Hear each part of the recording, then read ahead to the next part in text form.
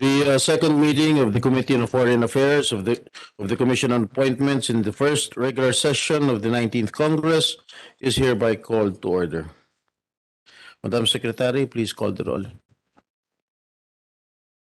The honorable officers and members of the Committee on Foreign Affairs, Vice Chairperson Senator Maria Lourdes Nancy S. Binay, Representative Ferginel G. Biron, MD, Senator Christopher Bongo, Senator Loren Legarda, Representative Rodante D. Marcoleta, Representative Lani Mercado Revilla, Representative Jose Gay G. Padiernos, Senator Francis Tol N. Tolentino, members Senator Francis Chis G. Escudero, Representative Albert S. Garcia, Representative Greg G. Gasataya, Senator Risa Ontiveros, Representative Oscar Oca G. Malapitan, Senator Amy R. Marcos, Senator Grace Poe, Present.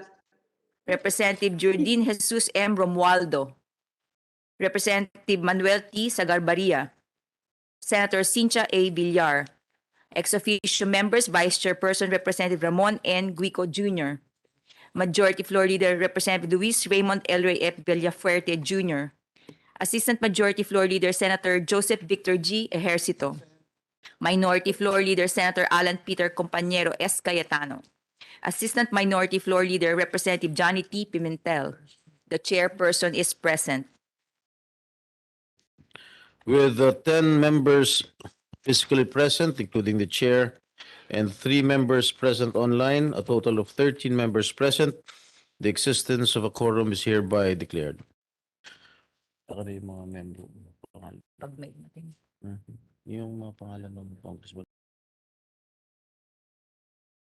The chair acknowledges the presence of Senators Jaime Marcos, J.V. Ejercito, Risa Ontiveros, Nancy Binay, Congressman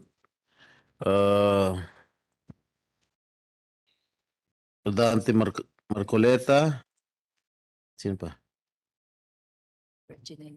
Virginal Biron, Lani Mercado Revilla, Johnny Pimentel, and of course our Vice Chair Ramon Guico. Facebook online. Also would like to acknowledge the presence of Congressman J.J. Romualdo. Okay, since the majority leader is not yet around, we would like to acknowledge the deputy majority floor leader, the good one, please. Thank you, Mr. Chair. The better one. I move to dispense with the reading of the minutes of the meeting held on 31 August 2022 and consider the same as approved. There is a motion to dispense with the reading of the minutes of the previous meeting and consider the same as approved. Is there any objection? There being none, the reading of the minutes of the meeting held on August 31, 2022 is dispensed with and the same is considered as approved.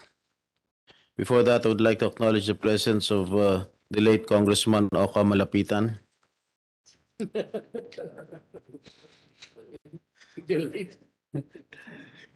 Magkamalate mamaya. Esteemed members of the Commission on Appointments, distinguished guests, ladies and gentlemen, good morning. This morning, the Committee on Foreign Affairs will consider and deliberate on the nominations of Mylene Garcia Albano as Ambassador Extraordinary and Plenipotentiary to Japan, with the salary and emoluments of a Chief of Mission Class 1, and Voltaire de la Cruz Mauricio, Chief of Mission Class 2, and Val Taganas Roque, Career Minister. Madam Secretary, please inform the committee on the compliance of the jurisdictional requirements regarding the nominations under consideration. Thank you, Mr. Chairman, Your Honors. The nominees have complied with the submission of complete mandatory documentary requirements pursuant to Section 24, Chapter 6 of the new rules of the Commission. Their nominations were referred to the Committee on Foreign Affairs by the Commission Chairperson, Senate President Juan Miguel Migs F. Zubiri, pursuant to Section 16, Chapter 5 of the new rules of the Commission.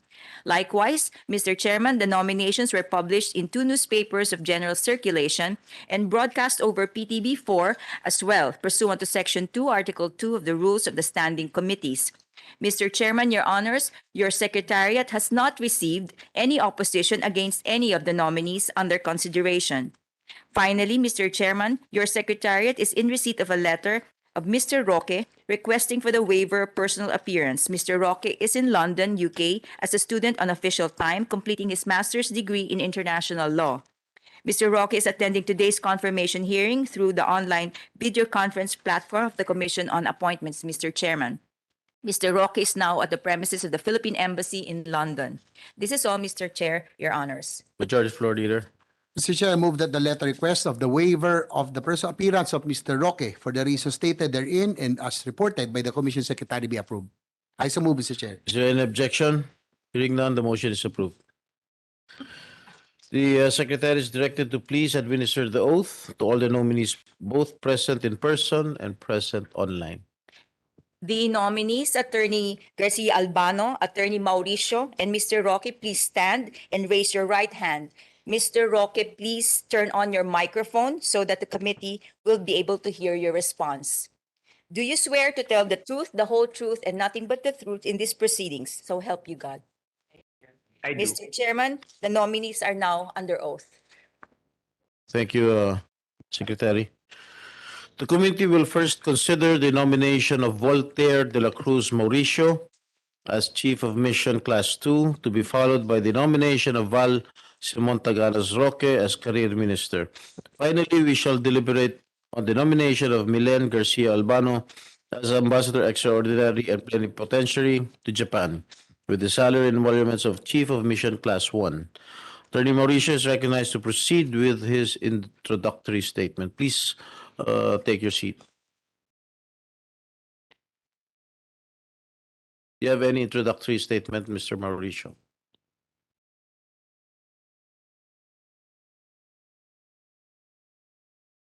Mr. Honorable Chair, Honorable Vice Chair, I have nothing to say except profuse and immense gratitude for the honor of being invited in this hearing. And probably just one note, it's a sentimental journey for me because in 1987, I was an employee in the Senate, and I left the Senate as a Legislative Committee Secretary. I can remember some of the faces who are still here. Most or a few have gone. And I have served with most of the senior generations, Senator Erap, Senator Angara, the senior, and the host of other senior senators. And I am only thankful to all of you for the continued support until this time. Thank you very much, Your Honor. Thank you very much, Mr. Mauricio. How many times have you been confirmed before the CA? Have you been confirmed before? Yes, Your Honor, the last confirmation was as career minister. I was in London at that time. All right. Okay, before that, I would like to acknowledge the presence of Congressman Greg Gasataya. Okay, are you ready to respond to any comment or questions from the members? Yes, Your Honor, gladly. Okay, any members who wants to okay, so Congressman Lani. Thank you very much, Mr. Chair. Magandang umaga po. Chief of Mission, Attorney Voltaire Mauricio, hopefully to be promoted as a Consul General of DFA Osaka, Japan. So I'm just wondering, Attorney, you have it is stated in your SALN that you have been a government career. You've stayed in government career as a lawyer, and when at 56 years old, your net worth has remained 1,080,100 pesos only. I understand you are married. Don't you have a joint SALN with your wife? Has your SALN your net worth remained 1,080,100 all these years? Yes, Your Honor, I confirm that. Most of the things that I had when I joined government, I I don't really have it anymore, except for the conjugal home that I had, that I still have and I live in, that I haven't sold. I bought that for 3 million based on a loan, and it's still there, Your Honor. Your Honor, I was just wondering how come all these years that he has worked in government, he has remained to have a humble beginnings, and I congratulate you for for having such a situation.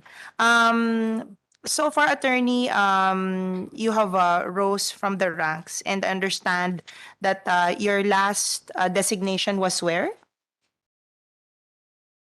I am right now assigned as the Consul General of Osaka, Philippine Consulate General, Your Honor. I assumed that post more than a year ago, April of 2021. Up to now. Okay. So thank you very much. That is all, Your Honor. Thank you. Thank you, Congresswoman Lani. Any other members who wish to ask questions? I'd like to acknowledge the presence of the the majority floor leader, Congressman El Rey Villaferte. Any other members who wish to ask questions? Congressman, as usual, Marcoleta.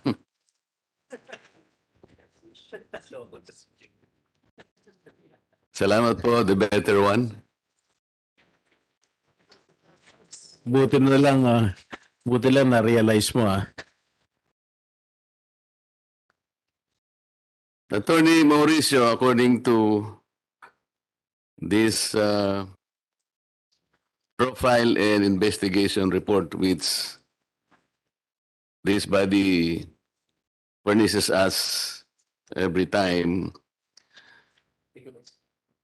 you were previously married with the sister of our colleague here, Senator Ontiveros. We're surprised why this marriage was declared null and void ab initio by an RTC court in Pasay City. Can you care to explain why it happened that way?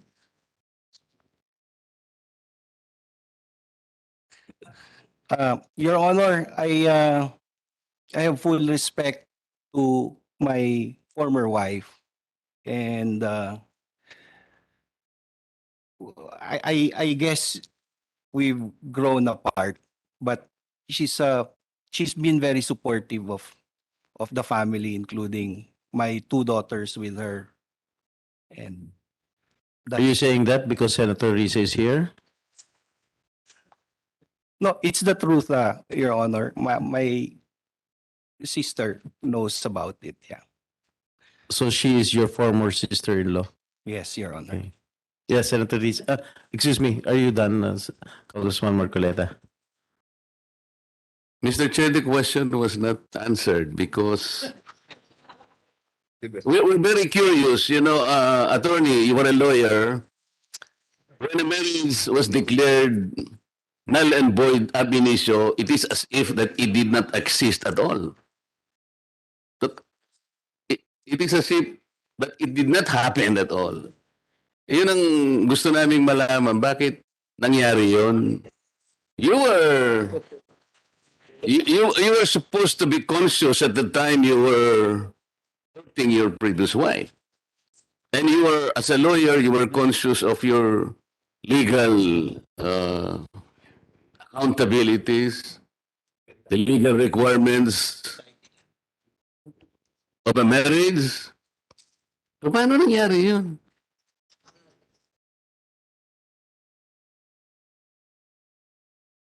Your Honor, what I can say is I cannot say anything. It's a tough question, Your Honor. But she's been very supportive, and the relationship with the families has been there. Mr. Chair, you know, we're not about to open up wounds or whatever, but this proceeding happens to be one of that would go into the fitness and merit of an occupant of a public office. We are, as an appointee of an important office, you are chief of mission 2 of the Department of Foreign Affairs. And as a lawyer yourself, we cannot imagine how a marriage can be declared null and void ab initio without any explanation. Mr. Chair. Maybe you want to disabuse our minds, sir. Mr. Chair. Before that, Majority Floor Leader. Yeah, ano lang, we're not prying into the private life of the nominee, Mr. Chair. I think the CA's mandate is integrity, fitness. We just want an honest answer, and just answer it directly, Mr. Chair. What is being asked by Congressman Marcoleta. Please proceed, Attorney Mauricio. Your Honor, there are two types of resolution by the court with respect to declaration of nullity, void, ab initio. Under Article 36 of the Family Code, the legal effects of the marriage that has been voided ab initio by the courts recognizes the legal effects or rights of the children during the subsistence of the marriage before it was voided. That was the status of the declaration of nullity on my case, Your Honor. So the legitimacy of my two daughters with my former wife, it's still there, it's still intact. All I can say is it's probably the disappearance or the deterioration of love on one or both of the parties, and it's something that's difficult to quantify. If it's not there because two parties have grown apart, then it's beyond my power. Mr. Chair, Majority Floor Leader. for the record, to enlighten the body, siguro just cite na the basis of the decision. What is the basis of the decision of the court?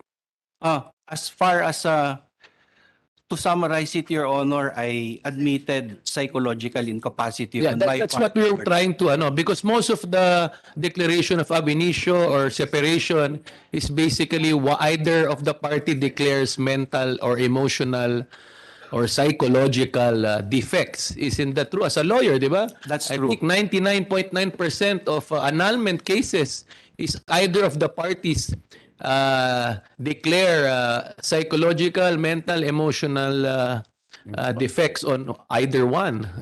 Di ba po? Correct, Your Honor. So that is the basis. Yes. And when you said psychological, who declared a psychological incapacity? You or your wife or your former wife? The court declared it was both of us, but I admitted in the petition that I was psychologically incapacitated. I think that's the point of Congressman Marcoleta, no? Would there be an issue? Was your psychological incapacity or problem before still existent now? No, Your Honor. Doesn't exist anymore. The resolution was issued in 2006, and I've been promoted several times in the Department of Foreign Affairs without any issue on my competence or psychological state of mind. In fact, one of the required things for me to be invited here is my psychological fitness as attested by a licensed psychologist, Your Honor. Yung psychological incapacity or defect pointed at that time, was it emotional in terms of you controlling your temper or handling stress? Because your job will require a lot of stress, Mr. Chair.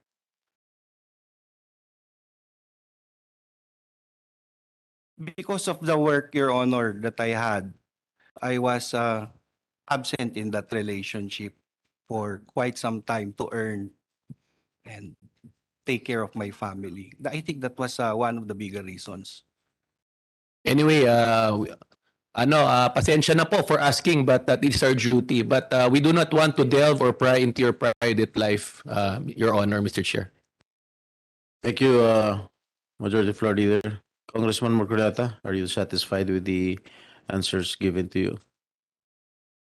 I'm more confused, Mr. Chair, because why would the appointee say that it is his work that caused the psychological incapacity as a ground for the nullification of his marriage? Hmm. It does not compute, Mr. Chair. I hope you can explain it better. Ang ini-expect ko ngang sabihin mo, baka yung nagkasal sa inyo ay hindi naman walang lisensya. That's easily talagang null and void yung ano mo. O kaya 14 years old ka pa lang noon, wala kang parental consent.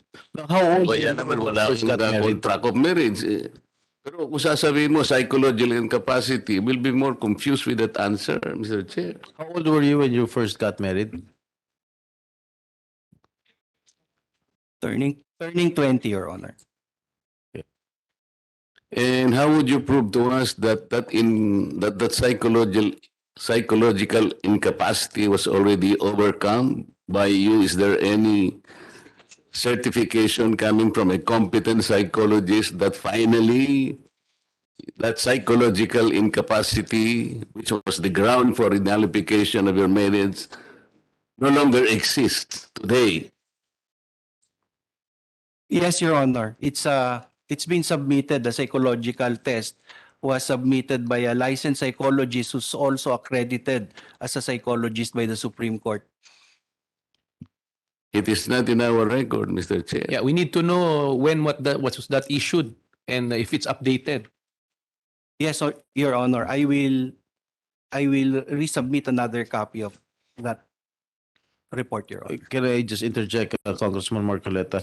You mentioned to me earlier that you first got married at the age of 20. Am I correct? Yes, Your Honor, based on And how I the recall. court 19. declared your marriage null and void ab initio because you were psychologically incapacitated. Am I correct? Because of work. With respect to that marriage, yes, All Your right. Honor. What was your work when you were?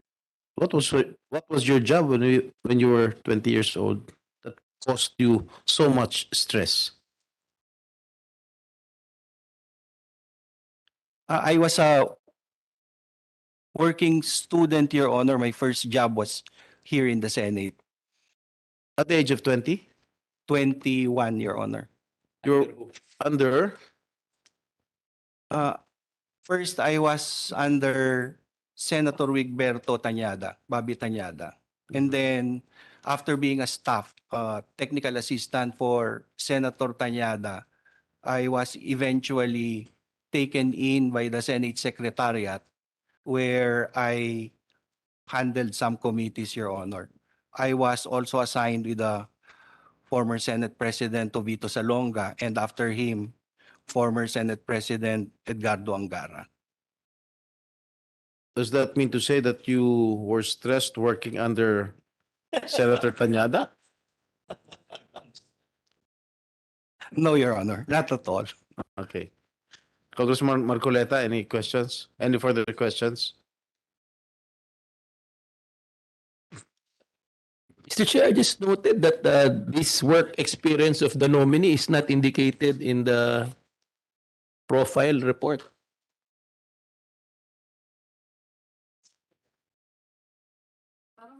It's not here, Mr. Chair. So this report and submission should be, there should be honest submissions of previous work experiences.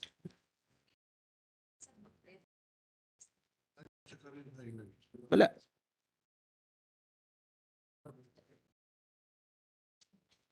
Ito.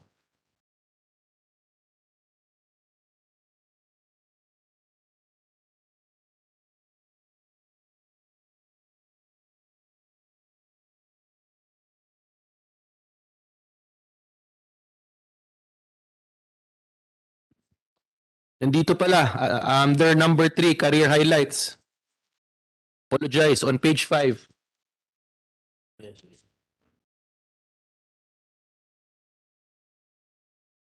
Okay, Congressman Marcoleta, any further questions? Mr. Chair, I maintain my previous view that when a marriage is nullified, void, ab initio, under Article 4 of Family Code, the ground must be any of the following. When there is absence of any of the formal or essential requisites of a valid marriage, one, legal capacity of the contracting parties, whether consent is freely given, or the authority of the solemnizing officer, the validity of marriage license, or maybe the marriage ceremony. This is not one of those he's mentioning, and he was unable to tell us that the psychological incapacity was proved to be existing prior to the marriage, or even at the existence of the marriage. So parang merong konting problema that should be looked into, Mr. Chair, considering that we are passing upon the fitness and the merit of an appointee of the executive. Attorney Mauricio, you may now respond. Your Honor, I can only inform the body, Mr. Chair, and Your Honor, about what I know as a lawyer about jurisprudence with respect to a specific provision in the Family Code, particularly Article 36. And the Supreme Court has stated that with respect to the psychological incapacity, it can be a condition that can exist peculiar to that particular marriage because of the circumstances of both parties, and it may not exist previous to that, or it may not exist after that. It does not an indication of as incapacity or psychological neurological disorder with respect to the profession, but only with respect to the relationship. We have a lot of professionals, Your Honor, who may have some incapacity to love with a particular relationship, and some who have capacity to love with other relationship. That's all that I can mention, and I know it's jurisprudential, Your Honor, and that's what I know. This is not the same as the declaration of nullity void ab initio, like in cases of bigamy, when the Supreme Court, by jurisprudence, applying the provision of the Family Code, states or has stated that the marriage is deemed not to have happened and no legal recognition of the effect of such marriage have been granted by the law or the court, even during the time that it was not yet declared void ab initio. That's all, Your Honor, that I can say, based on my legal. Mr. Chair, that argument does not place you in a better position. You know, even on the argument that we can accept that your marriage was nullified based on existing prior your marriage was established by the court. It's only, this is personal to you and your wife, your previous wife. But in this case, you're representing the country. And it's no longer personal. This is something that is connected with your duty as a public officer. And so we would like to know whether that psychological incapacity still persists in relation to your capacity to represent this country. This is very important, Mr. Chair, until and unless you prove to us that that ground in your previous marriage was already fully overcome. We still have the doubts, Mr. Speaker. With all due respect, Congressman Marcoleta, I think the nominee has already submitted a certification coming from the a psychologist, if I may. It is also part of the requirement given to the CA. Do you have any copy? I can furnish you a copy.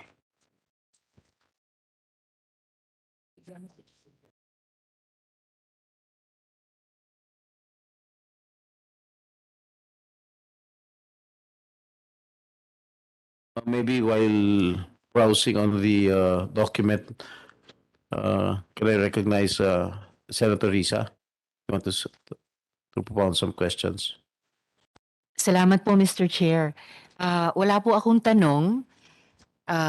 Brief manifestation lang po na dahil nabanggit po kami nung kapatid ko that I appreciate Attorney Mauricio's humility to talk about a very difficult experience, to talk about love with respect for my sister. Na-appreciate ko po yun, Mr. Chairman, as a woman and as her sister.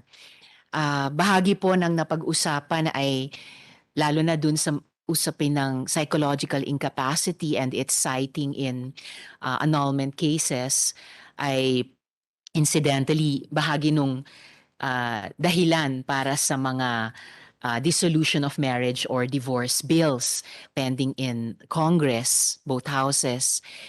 And last but not the least, sa kabila ng lahat na nangyari, and also because of that respect na nakikita kong namamagitan pa rin sa kabila ng lahat sa pagitan ng aking kapatid at attorney Mauricio, bagamat tama yung sinabi ni Chair na former sister-in-law na lang ako, but I still do consider Attorney Mauricio in spirit at least as my brother-in-law. Salamat po, Mr. Thank Chair. you. Mabait po siyang brother-in-law sa inyo. Minsan po.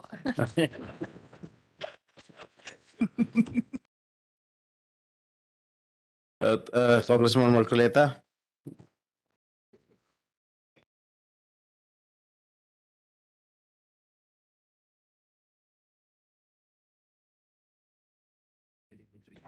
Senator Risa, sino po mas matanda, yung kapatid niyo o yung kayo?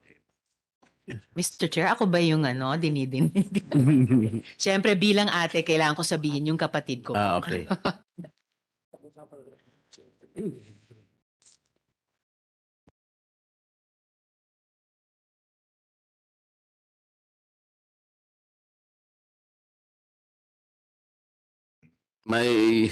Mr. Chair, I do not wish to make any comment on this psychological report. I am not a psychologist. Suffice it to say that we have aired our opinions on the matter, and it would seem that it's up to the committee to decide. Okay, thank you, Congressman Marcoleta. Are there any other questions coming from the members of the commission? Majority Floor Leader. Thank you. Thank you, Mr. Chair. All issues, concerns have been raised. I move to recommend to the plenary for the commission to give its consent to the nomination of Voltaire de la Cruz Mauricio, Chief of Mission Class 2, Mr. Chair. There is a motion to recommend to the plenary for the commission to give its consent to the nomination of Voltaire de la Cruz Mauricio, Chief of Mission Class 2. Is there any objection? I second the motion, Mr. Chair. And seconded by Senator Risa Hontiveros. Any objection? There being none, the same is hereby approved. Congratulations.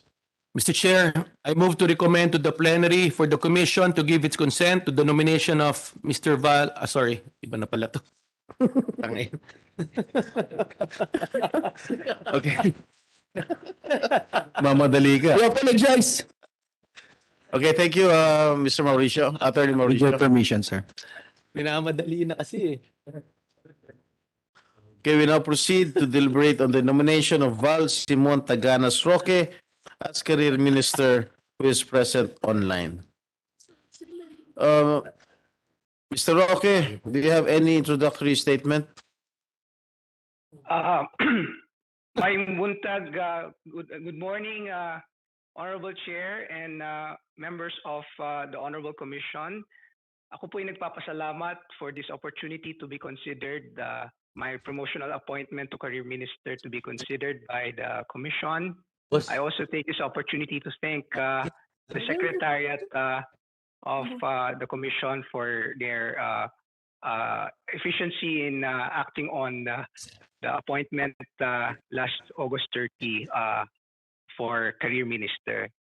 Yun lang po at maganda araw po mula sa London. I'm ready to answer questions, Honorable Chair.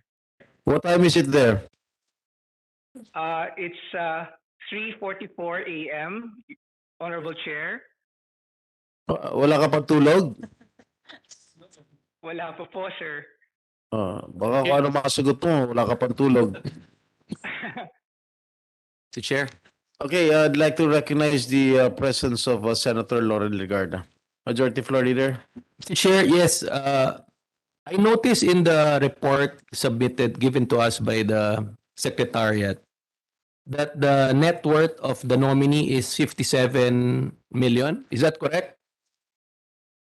That is correct, Your Honor.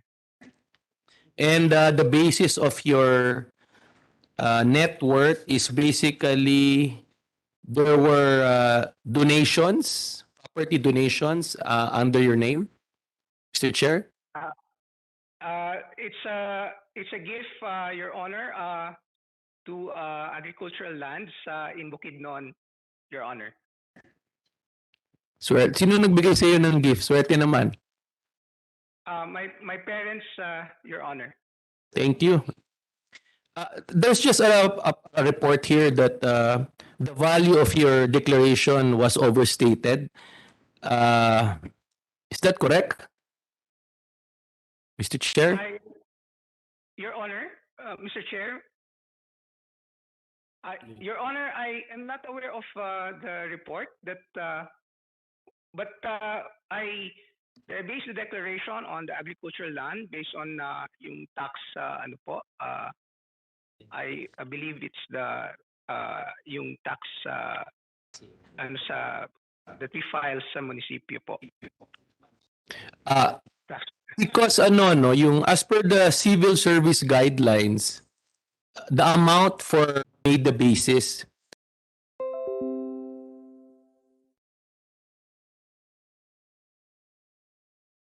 The 9-dash line, Your Honor.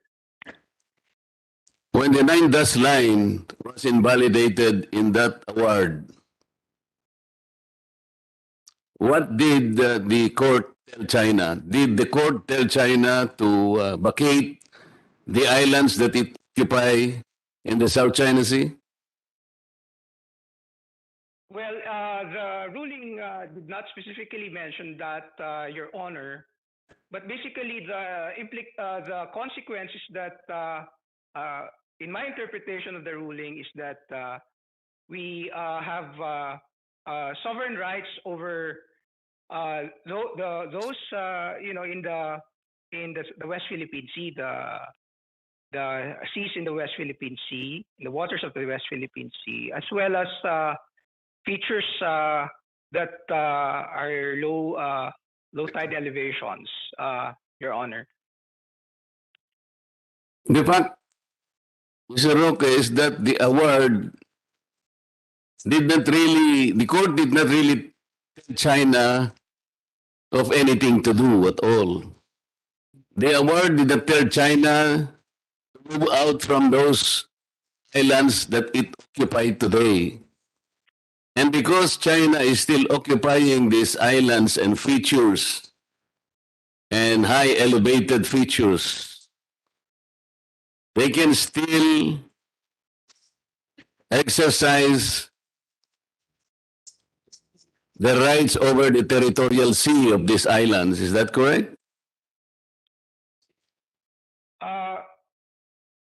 Well, they do so because of their military, Precisely. That is correct, because if you occupy a territory or an island or a feature, whatever it is called, in the South China Sea, then they have the right to enjoy and possess even the territorial sea entitled to these islands, even the contiguous zones, even if they overlap with the exclusive economic zones of this country. This is our problem, is it not, Mr. Roque? You are correct, Your Honor. And I believe that we must continue to engage the China, of course, and of course our partners in ensuring that the award somehow can be sort of implemented, Your Honor. Sa totoo lang, Mr. Roque, yung award ay parang paper victory lang, hindi ba? Well, Your Honor, I would. It's much more than that to me, Your Honor. How much more is it to us? Kasi sabi ko nga sa iyo, yung award, sinabi lang, oh, hindi totoo yung 9-dash line. So China only smiled to us, okay. Pero andun pa rin kami pa rin yung in possession of those islands. In public international law, Mr. Roque, by now you should know, alam mo naman ito, possession is also ownership. Ito yung problema natin. The reason why we're asking you this is because napakaraming confusion sa ating mga mamamayan na kung karon tayo ng award na gano'n, kinakailangan yung China na ngayon ay nag-ookupya ng maraming features sa South China Sea, ay kinakailangan umalis. That is not so in public international law. Can you explain that further? Well, I agree with your opinion, Your Honor. That's not my opinion. This is public international law. I'm just telling you for us, for our countrymen to also understand, because this is a very complicated issue. I hope I can take this opportunity for you to be able to explain, you being a student and master in public international law. Yes, Your Honor. It is correct, Your Honor, that effective control is a basis for for sort of possession in a way. But then we have also the award, which is to me is really a moral victory and not just a piece of paper, something that is recognized by our partners also when they support us with their statements. The quiet work of our colleagues from the Department of Foreign Affairs ensures that no matter how difficult it is, we are still able to maintain our position as far as our sovereign rights in the West Philippine Sea are concerned. Mr. Che, kaya ko lang naman nire-refer na parang paper victory. It's not to diminish the quality of that award. Ang pinag-uusapan kasi natin dito yung the lack of our ability to enforce the award kasi wala namang enforcement talaga yung The Hague Arbitration At nagkukulay po yung ating exclusive economic zone doon sa paggamit naman ng China doon sa occupied territories nila, which comprises also the territorial sea and the contiguous zones. It will overlap, and if we are not able to explain this overlapping territorial seas, doon po nagkakaroon ng misconception. Ang akala natin, hindi nagagawa ng pamahalaan na ipatupad ang kailangang ipatupad. But nandun na po yung China. The award cannot force China to leave these features and islands in the West Philippine Sea. Yan po yung problema. Kaya sana kung may paliwanag na mabuti ni Mr. Roque na kailanganin natin talaga yung pakikipag-usap bilaterally with China like what other states are doing in order for us to settle at least the disputes emerging in this particular part of our globe, Mr. Chair. Salamat po. Thank you, Congressman Marcoleta. Senator Risa? Salamat po, Mr. Chair, at magandang umaga po, Career Minister Roque. Mr. Chair, Career Minister Roque, na-appreciate ko po yung sinabi ni Career Minister Roque na the Hague ruling is much more than a paper victory. That it is a moral victory. And in fact, sinabi nga po, di ba, Career Minister Roque ni dating Senior Associate Justice Carpio, na yung award na yan sa atin ay nagkaloob hindi lang sa ating mga Pilipino, pero sa lahat ng mga sambayanan, una-una sa claimant states sa buong South China Sea at kasama na ang West Philippine Sea, at sa buong mundo ng largest single award of commons to humanity. So na-appreciate ko po, Mr. Chair, yung sinabing iyon ni Career Minister Roque. Nung in-invalidate po ng Hague ruling, yung 9-dash line, di ba yung 9-dash line yung batayan ng China para gawin yung kanyang ginagawa kahit sa ating West Philippine Sea at kahit sa exclusive economic zone ng Pilipinas. Di ba yung 9-dash line na iyon ang batayan ng China? Mr. Chair, Your Honor. Mr. Chair, may he proceed? Yes, please. Your Honor, yes, yun nga po ang batayan, and ang arbitral award ay in effect in-invalidate yung expansive claim na po na yon. And that means the Philippines has sovereign rights over the seas that said 9-dash line, no, part of the 9-dash line claims, no. So that is why I personally believe that it's really an important victory for us. Salamat, Career Minister Roque. At kung in-invalidate nung Hague ruling, yung 9-dash line, yung basehan ng China na mag-assert ng kanyang di umanong karapatan sa West Philippine Sea at sa exclusive economic zone ng Pilipinas. Ibig sabihin, effectively, wala siyang karapatan na manatili sa ating teritoryo. Wala siyang karapatan ipagkait sa ating mga mangingisda, makapangisda sa traditional fishing grounds. Wala siyang karapatan i-dredge yung ating seabed para magtayo ng kanyang artificial islands, at wala siyang karapatan i-militarize yung artificial islands na iyon para mag-exercise ng anong tawag ng armed forces, gray hull tactics sa ating karagatan. Tama po ba? Yes, Your Honor, I agree. At Career Minister Roque, ang exclusive economic zone ba ay exclusive o hindi siya exclusive? Meron pa rin pong freedom of navigation, of course, para sa mga vessels. So in that way, yung EEZ natin ay hindi exclusive actually, kasi may under own clause may freedom of navigation.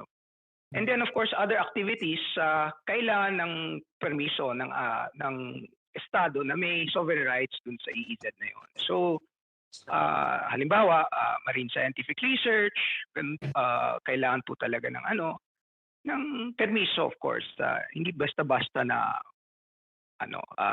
kung gusto lang pupunta doon, Your Honor. So in general po, exclusive, pero sa mga gawain na common good ng hindi lang nating mga Pilipino pero ng sangkatauhan, ito man ay freedom of navigation, marine scientific research at iba pa, at the very least, kailangan ng permiso nung bansang may sinasabing exclusivity dun sa EEZ na yon, which in this case ay tayo, ang Pilipinas. Correct, Your Honor. Okay, salamat po.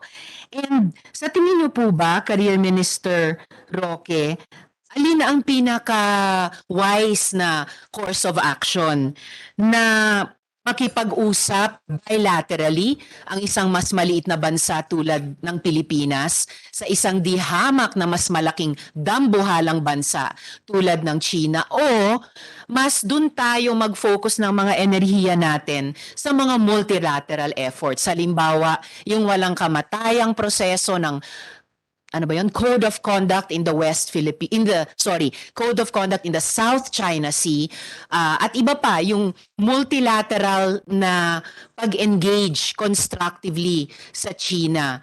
Alin sa tingin nyo, at alin sa tingin kaya ng DFA ang mas wise at mas productive na course of action para sa Pilipinas?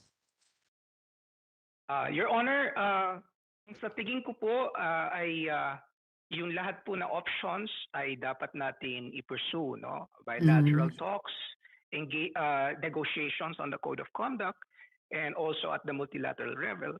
At saka syempre rin yung ating mga engagement na ating partners dito sa Europe, for example, at syempre sa North America and sa Oceania.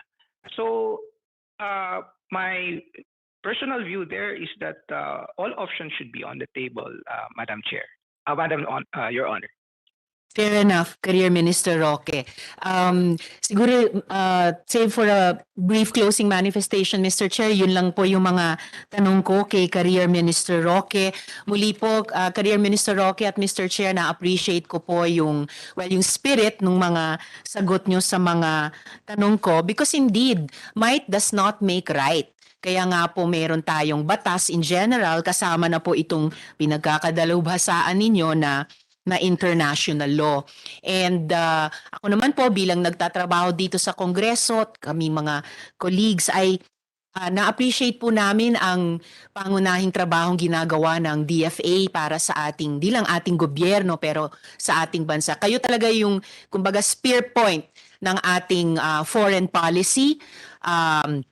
At kayo yung tinitingnan namin para gumabay politically and diplomatically paano ma-secure yung ating mga karapatan bilang isang bansa, as the Hague ruling has so spectacularly done. Maraming salamat po, Career Minister Roque. Salamat po, Mr. Chair. Thank you, Senator Risa. Congressman Marcoleta. Chair, rejoinder lang. Mr. Roque, lalong gumulo eh. Kanina, sinasabi ko sa'yo, yung Hague ruling o yung award na yon, hindi niya sinabi sa China na umalis siya doon sa occupied territories. Malinaw yun, tama? And because China continuously occupy these elevated features islands, these islands entitled to their own respective 12-mile territorial sea. And as an islands, they are also entitled to 24 nautical miles of contiguous zones. Tama. Your Honor, tama po. Okay. Dahil nga sa entitled silang occupant, sila yung in possession, nandun yung barko niya do sa 12-mile territorial sea or even outside that, nandun siya sa 24 contiguous zone. Nagkataon na yung ino-occupy na territorial sea ng mga features na to and the contiguous zones collide at nag-overlap sa ating exclusive economic zone.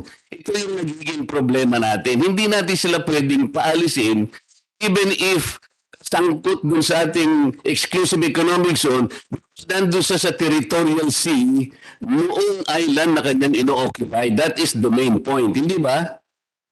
I agree, Your Honor. Kaya nga sa sagot mo sa tanong ni Senator Ontiveros, kailangan linawin mo na napakahirap natin silang paalisin doon because they can exercise their rights also being the occupant of those features and islands in the South China Sea. Okay. Your Honor. Opo, I agree. And it's really a difficult challenge, Your Honor. Yung point nyo about how how do we actually recover these areas. But again, as I said, all options should be on the table, Your Honor.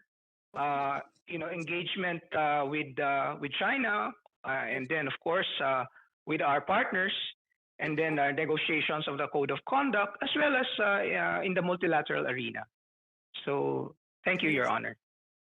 Okay. So hindi na kita pahihirapan. Mr. Chair, salamat po. Thank you, Congressman Marcoleta. Any other members who wishes to propound questions to the nominee? Majority Leader.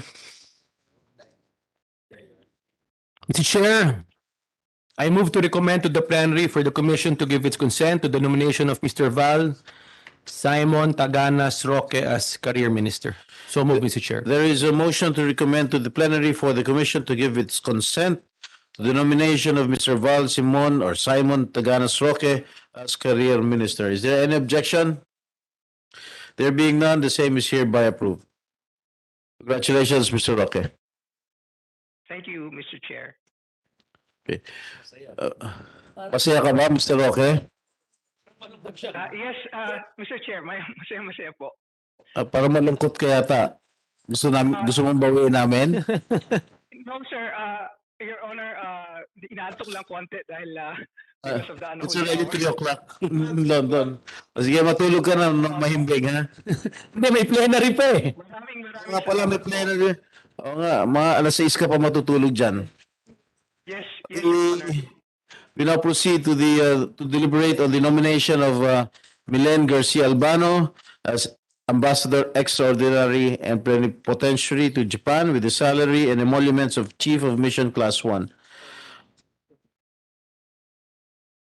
Okay, the nominee is now ready to respond to any questions. Do you have any introductory statement? Yes, Please proceed. thank you, Mr. Chairman. I do.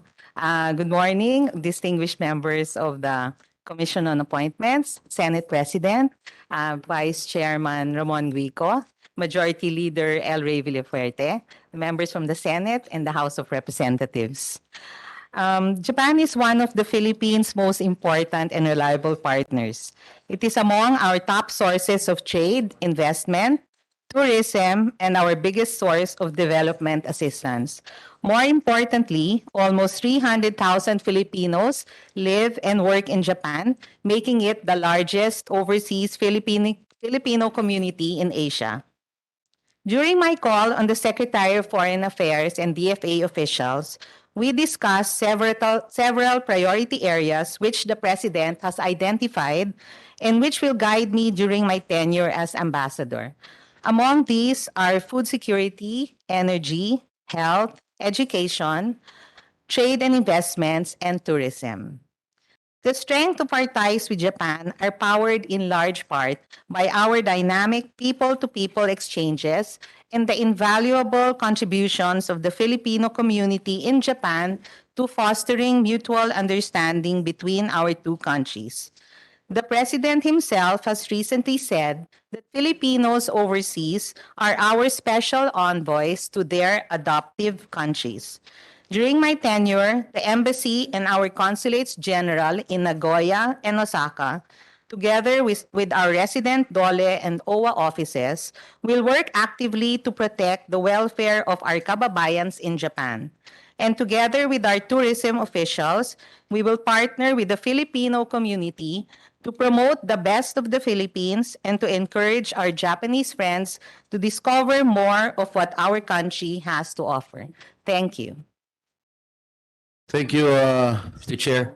Yes, before that, I would like to acknowledge the presence of Senator Bongo and our colleagues who are present online, Senator Cynthia Villar and Senator Grace Po. Majority Leader? Mr. Sheriff, I fully support the nomination of Ambassador Mylene. First, because she's a Garcia only. Second, yung Albano Because lang. she's an Albano. No, second. First, she's a Garcia, and second, she's an Albano. And I've worked with her in Congress. Magaling, matalino, mabait. And third placer sa bar. Wow. And what is important, distinguished colleagues, is I think she will be the first a woman ambassador in Japan, a highly male-dominated country. So, Mylene, Ambassador Mylene, I fully support and wish you well in your new post. Mylene. Maraming salamat. Thank you, Majority Leader. Only one question coming from the chair, Ambassador. How is Rodito as a husband? I'm also curious about that. Thank you for asking, Mr. Chair. Should I? Husband of 34 years. Are you satisfied? Yes. Very much so. His sense of humor is what attracted me to him in the first place. 34 years later, nandyan pa rin yun. He's a good man, very supportive husband. Mr. Chair, I think her patience should be commended. Say that. I was about to say, Mr. Chair, she has a patient of a saint to be married to Governor Rodito Albano, who's a dear, dear friend of ours, all of us, and including of course, the appointee here today. She's a bar top-notcher, highly qualified, has served also in Congress for 3 terms. 3 terms. 3 terms for 9 years with flying colors, serving their people very, very well. So ako, Mr. President, we don't have to delay the proceedings, but I know Senator Marcos would like to ask also some further questions. But I would just like to say, ma'am, congratulations. And hopefully you can push as well a visa-free status for the Philippines. They've given that priority already to Vietnam. I mean, they've given that courtesy to Vietnam and Thailand. So I spoke to the ambassador, our new ambassador, and he says, pressure him. We need to pressure him to also include the Philippines in visa-free status so that we Filipinos can go to Japan Freely. anytime without any visa requirement. That would be the best. Knowing fully well that it's a great neighbor of ours, a partner in development. And, you know, we have to continuously put in the consciousness of the Filipino people the amount of aid, JICA and other aid groups that are coming into the Philippines through Japan. Our metro subway system is Japanese made, designed, and also the money is coming from them. So maybe we can, through your efforts, I know we have marami po tayong nakabinbin na railway projects and other projects that were left by other groups, by other entities. Maybe Japan can also take over these development programs, especially the building of bridges in many of the islands here.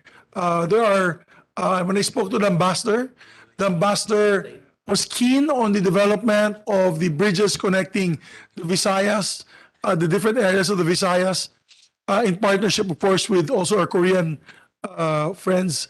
And they're very keen on doing this. So you have your hands cut out, a lot of work in your hands and a lot of work cut out for you. But we're here to support, and we shouldn't delay this process any longer because we really need an ambassador like yourself in Japan. So before we make any motion, I just want to congratulate you, Mylene, Ambassador Mylene, Ambassador Mylene, and to your wonderful family, I give my best wishes and regards. Okay. Thank you, Thank you, Mr. Senate Chair. President, Senator Amy. Yes, just to put on record, we all know your unique academic ability as a bar top-notcher, your distinguished career in the House. It will be the 70th anniversary of diplomatic normalization between Japan and the Philippines, and we are also fully aware that there are 270,000 Filipino residents in the nation of Japan. What experience, if any, do you have in foreign service and international diplomacy that will allow you to perform all these functions? Thank you for the question, Madam Senator. I think what I can fall back on is my experience in Congress. Being ambassador, I would believe that one of the biggest requirements is the ability to get along with people and speak to people and convince them about advocacies of the Philippines. I did a lot of that work while I was in Congress. So I hope that that will stand me in good stead in my stint as ambassador to Japan. Thank you. So may I say that despite the lack of foreign service experience of the nominee, I believe na kung kaya niya si Rodito, imamani niya ang pagiging ambassador ng Tokyo. Salamat. Thank you, Madam Senator Amy. Senator Risa? Salamat, Mr. Chair. Magandang umaga po, Ambassador Mylene. As the first woman appointed ambassador to Japan, as noted by the majority leader, and I proudly congratulate you for that bilang inyong kabaro. May I just ask a few questions just to put on the record, mapaalam sa publiko natin what they can look forward to as you serve our country in Japan. May we ask the good ambassador about her vision, policies and interventions that she intends to advance in strengthening the Philippines-Japan relations. How, for example, do you plan to pursue quality representation of women in the international community? Particularly, as also noted by our colleagues, in a male-dominated society like Japan. Thank you for the question, Madam Senator. As to how we can assist I guess, to prop up the image of women in general, I would believe that I would do this through quality work. I can show them what women can do, especially the first woman ambassador that will represent our country to Japan. We have many women. One of the reasons why I'm quite excited about being ambassador is that 70% of our Filipino nationals in Japan are women. So I'm hoping that while I'm there, they see a bridge with our government and work with me so that their concerns are addressed. Thank you very much, Ambassador. On justice for Filipino comfort women, this year is the 30th year the Philippine Comfort Women campaign. In solidarity with and support for the said campaign that continues to fight for justice on the military sex slavery of World War II. May the good ambassador inform the commission on how she might aid the Filipino women to communicate their concerns to and receive justice that they demand from the Japanese government. Thank you, Madam Senator. As the representative of the country in Japan, I will do all that I can to make sure that whatever our comfort women need, that they can have within the parameters of the DFA positions on this matter. Rest assured that I'm there and I can help them to the extent that I can, Madam Senator. Thank you. Thank you, Ambassador. Even quickly, could the ambassador update us what is the current DFA position regarding our comfort women? I believe the current DFA position is that they recognize what the comfort women went through during World War II. And I believe that is their position, Madam Senator. Thank you, Ambassador. Mas at least yung pagkilala ng DFA sa dinanas pinagdusahan ng comfort women natin, at least it's a step ahead of what the Japanese government has so far been able to do vis-a-vis Filipino comfort women, Korean comfort women, and comfort women in other parts of Asia. So I look forward, I'm sure even more than me, the comfort women in the Philippines look forward to DFA through the good ambassador being able to take it at least one step forward further during her term. On the welfare of Filipinos in Japan, Ambassador, given the significant number of Filipinos in the country of your deployment, what are your plans in safeguarding the welfare of Filipinos in Japan? And what are the current concerns that require immediate attention? So ito po, particular dun sa mga Filipinos na nagsettle na po sa Japan. In addition to that, the problems of expensive placement fees, illegal recruitment, domestic violence, and taking of passports and other documents are still being experienced naman, in particular by our OFWs in Japan. So together with your plans regarding the welfare of Filipinos now settled in Japan, what are your plans to mitigate or stop those kinds of problems, particularly for OFWs? What are your plans to mitigate or address the aforementioned problems? Thank you, Madam Senator. I'm happy to say that based on the reports of our embassy in Japan, they really have been very active in interacting with the local community of Filipinos and overseas Filipino workers. As regards the expensive placement fees that you said might still be occurring today, that is certainly something that we can take up with our labor personnel in the embassy to hopefully mitigate those issues. As to the other problems that you mentioned, the embassy is cognizant of those and has counseling services for persons who might need their help. They constantly interact with the Filipino community and have very good ties to them, so that I feel that the communication now is very good, and I hope that's something that I can continue. And we will certainly look into how we can better address more problems. Thank you, Madam Senator. Thank you, Ambassador. Mabuti po may counseling services na. So again, I look forward to our embassy there under your leadership, providing the full range of services necessary, both for OFWs and for OFs. Mabuti rin pinansin ninyo na the embassy can take this up with our labor personnel, at lalo na't may bago na tayong departamento, yung Department of Migrant Workers, maigi din na ma-enhance yung ugnayan ng dalawang departamento dito. On my last subject, Ambassador, on the status of JPEPA, well, formerly known as JPEPA, ngayon Philippine-Japan Economic Partnership Agreement, which was the first bilateral free trade agreement of the Philippines, ratified in 2008 and previously being revisited during the previous administration.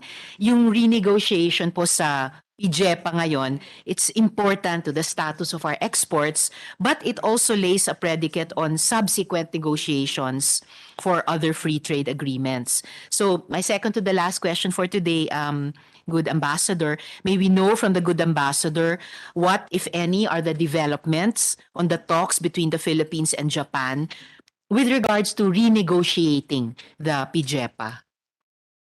Thank you, Madam Senator. At present, the PJEPA is under general review, and the Philippines is pursuing its offensive interests in the following.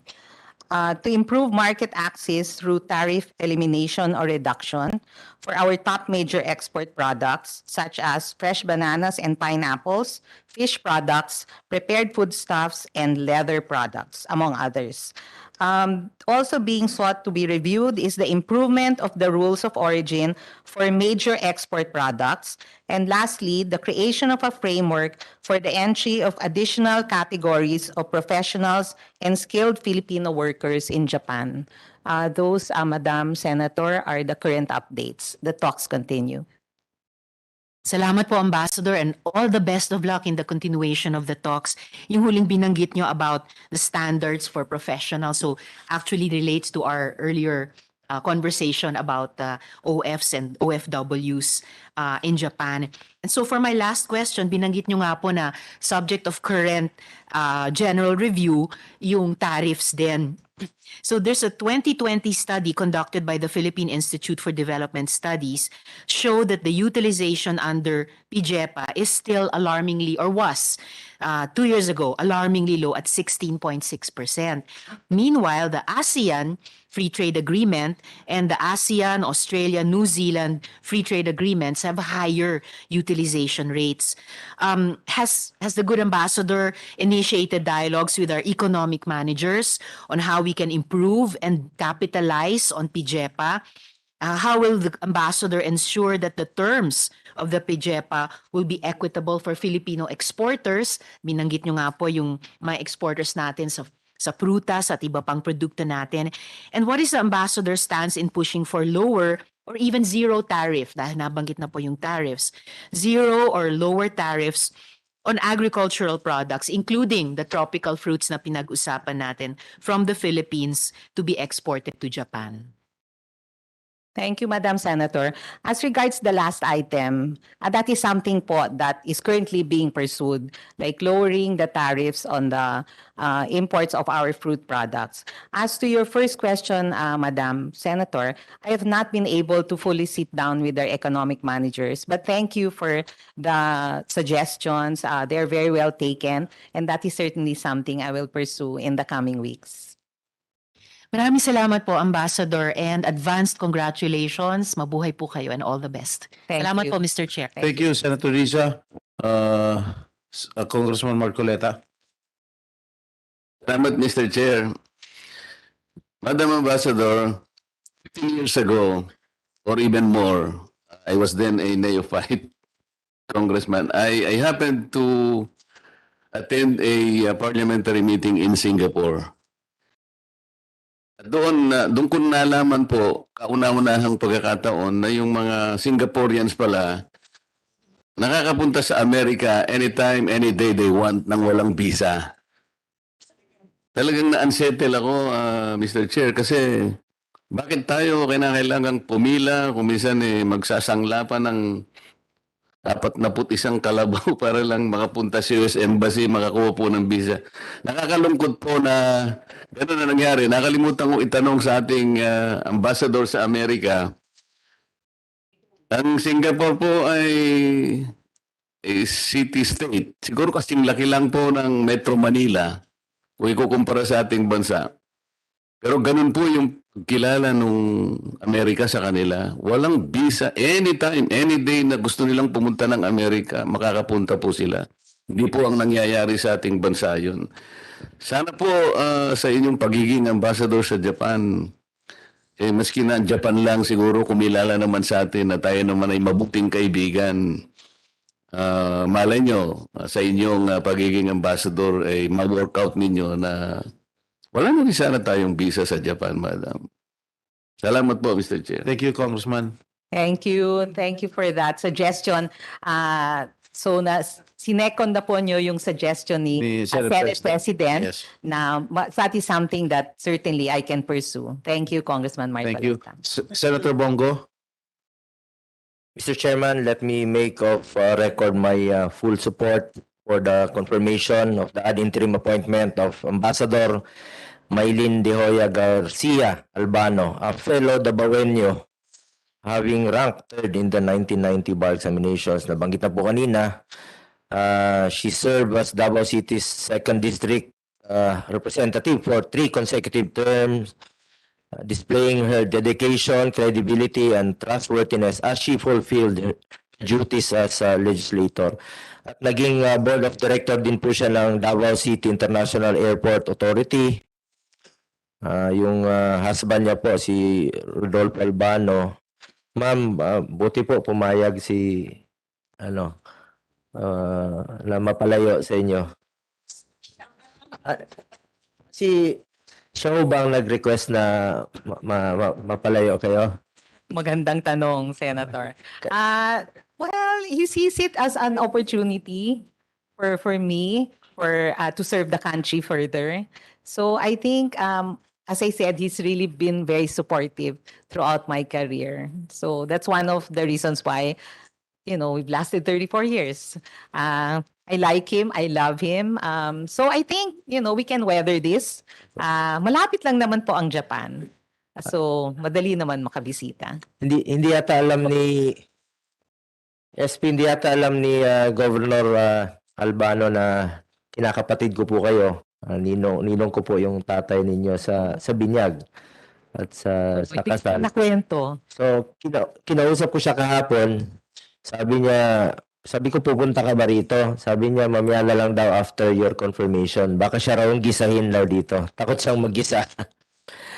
Anyway, support nito kasi another fellow Dabawenyo, si Career Minister Val Roque and Consul General Voltaire Garcia Mauricio. With that, let me reiterate my full support to Ambassador Garcia Albano. I appeal that in the performance of your duties, you remember to build on the independent foreign policy of former President Duterte worked towards. With your competence intellect and experience, I trust that our country's interests will always be at the forefront of your work, Madam Ambassador. Congratulations po. Thank you, Mr. Senator. Thank you, Senator Bongo. Before that, the chair would like to inform the body that the committee is in receipt of a manifestation of support from one of our assistant minority leaders, Congressman Jose Gay Padiernos, for the committee to recommend to the plenary for the commission to give its consent to the nomination of Attorney Mylene Garcia Albano as Ambassador Extraordinary and Plenipotentiary to Japan with the salary emoluments of a Chief of Mission Class 1. Let this manifestation from the gentleman of Nueva Ecija form part of the proceedings of this committee. Any other questions coming from the members of the commission? Before that, I would like to acknowledge the presence of Senator Francis Tolentino. Thank you, Mr. Senator Tolentino. Thank you, Mr. Chairman. I fully support the nomination, confirmation, designation of Ambassador Albano.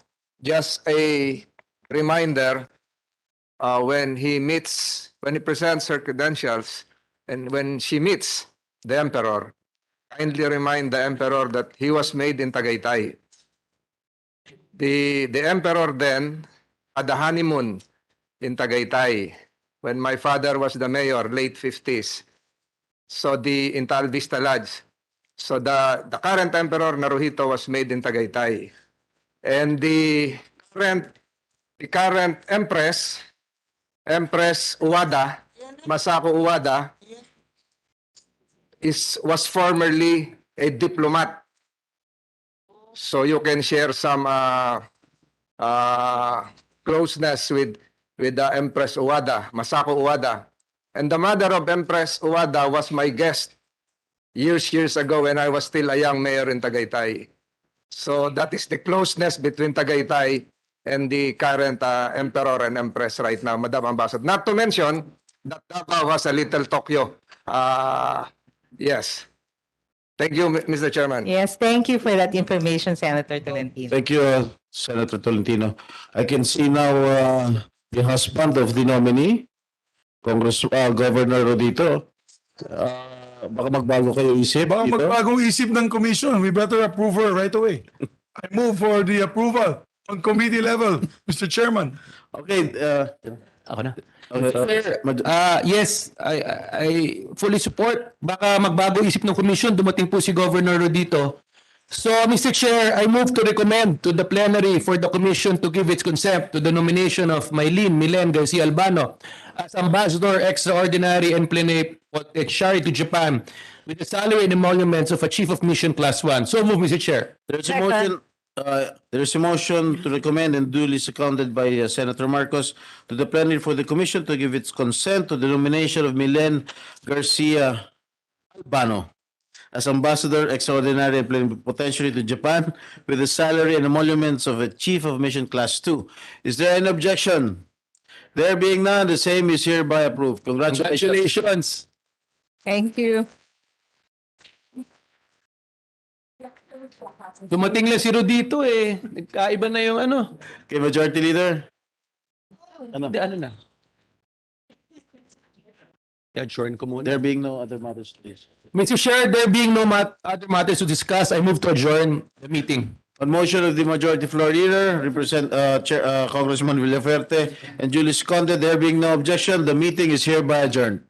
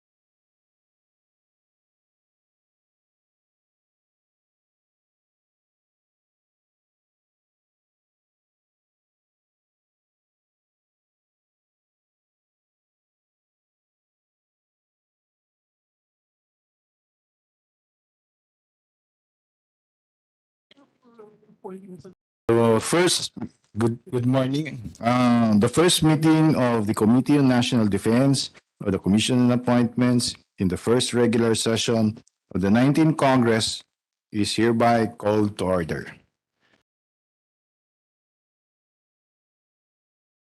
Madam Secretary, please call the roll, please. The honorable officers and members of the Committee on National Defense, Vice Chairperson Senator Maria Lourdes Nancy S. Binay, Senator Francis Chis G. Escudero, Senator Jinggoy Ejercito Estrada, Senator Christopher Bong Go, Representative Oscar Oca G. Malapitan, Senator Amy R. Marcos, Representative Jose Gay G. Padjernos, Representative Johnny T. Pimentel, Senator Francis Tol N. Tolentino, members Representative Virginel G. Biron, MD, Representative Albert S. Garcia, Representative Greg G. Gasataya, Senator Risa Ontiveros, Senator Lauren Legarda, Representative Lani Mercado Revilla, Senator Grace Poe, Present. Representative Manuel T. Sagarbaria, Senator Cynthia A. Villar, Present. ex officio members present. Ex officio members, Vice Chairperson Representative Ramon N. Guico Jr., Majority Floor Leader Representative Luis Raymond Elroy F. Villafuerte Jr., Assistant Majority Floor Leader Senator Joseph Victor G. Ejercito, Assistant Majority Floor Leader Representative Rodanto D. Marcoleta, Minority Floor Leader Senator Alan Peter Compañero S. Cayetano. The chairperson is present. Thank you, ma'am. With 14 members present in person, including the chair and Senators Villar and Senators Po present online, with a total of 16 members present, the existence of a quorum is hereby declared. Esteemed members of the Commission on Appointments, distinguished guests, ladies and gentlemen, good morning again. Today, we are tasked to deliberate on the ad interim appointments of 50 generals and senior officers in the Armed Forces of the Philippines that were submitted to the committee's jurisdiction for its consideration. Yes. Please stand up as your name is being called. Richard Esmeralda, to the rank of Colonel, Philippine Army. Ulysses V. Lode, to the rank of Colonel, Philippine Army. Arwin A. Payot, to the rank of Colonel, Philippine Army. Greg P. Diesto, to the rank of Colonel, Philippine Army. Roseso S. Ribancos, to the rank of Brigadier General. Melchor John Pelobilio, to the rank of Colonel, Philippine Army. Madeline D. Di Guzman, to the rank of Colonel, Philippine Army. Eugenio C. Boquillo, to the rank of Brigadier General. Randy F. Fahilagutan, to the rank of Brigadier General. Ramon J. Giang, to the rank of Major General. Romel P. Roldan, to the rank of Brigadier General. Gary L. Atienza, to the rank of Colonel, Philippine Air Force. Stephen V. Agtoto, to the rank of Brigadier General. Rocky J. Binag, to the rank of Brigadier General. Vincent B. Incognito, to the rank of Brigadier General. Ahmad U. Omar Jr., to the rank of Brigadier General. Joseph Norwin D. Pasamonte, to the rank of Brigadier General. Vicente M. Ronatay, to the rank of Brigadier General. Jose Randolph M. Sino Cruz, to the rank of Brigadier General. Thomas Ryan R. Seguin, to the rank of Colonel, Philippine Air Force. Peter George R. Helicame, to the rank of Colonel, Philippine Air Force. Jose Alan P. Mendoza to the rank of Colonel, Dental Service. Pavina R. Aguinaldo to the rank of Colonel, Medical Corps. Mylene P. Panganiban to the rank of Colonel, Medical Corps. Romar A. Canonisado to the rank of Colonel, Medical Administrative Corps. Harvenio Omar E. Velinia the sixth to the rank of Colonel, Dental Service. Jenaline B. Balauro to the rank of Colonel, Nurse Corps. Rachel P. Servito to the rank of Colonel, Nurse Corps. Marbet D. Avilino to the rank of Colonel, Nurse Corps. Janice N. Batislaong to the rank of Colonel, Nurse Corps. Elaine Nivera to the rank of Colonel, Nurse Corps. Alfredo C. Del Rosario to the rank of Captain, Philippine Navy. Jasper Edward D. Obar to the rank of Colonel, Philippine Army. Crisanto G. Prado to the rank of Colonel, Philippine Army. Egberto O. Dacoscos to the rank of Colonel, Philippine Army. Eugene F. Lague to the rank of Colonel, Philippine Army. Leon L. Uncao Jr. to the rank of Colonel, Philippine Army. Jerry H. Huele to the rank of Colonel, Philippine Army. Noel A. Abelio to the rank of Colonel, Philippine Army. Jumides P. Balino to the rank of Colonel, Philippine Army. Juvenal Mark T. Tayamen to the rank of Colonel, Philippine Army. Alan Peter D. Rudio to the rank of Colonel, Philippine Army. Romel R. Abayon to the rank of Colonel, Philippine Army. Alan J. Tabudlo to the rank of Colonel, Philippine Army. Estrellito P. Romero Jr. to the rank of Colonel, Philippine Army. Elmer A. Wamil to the rank of Colonel, Philippine Army.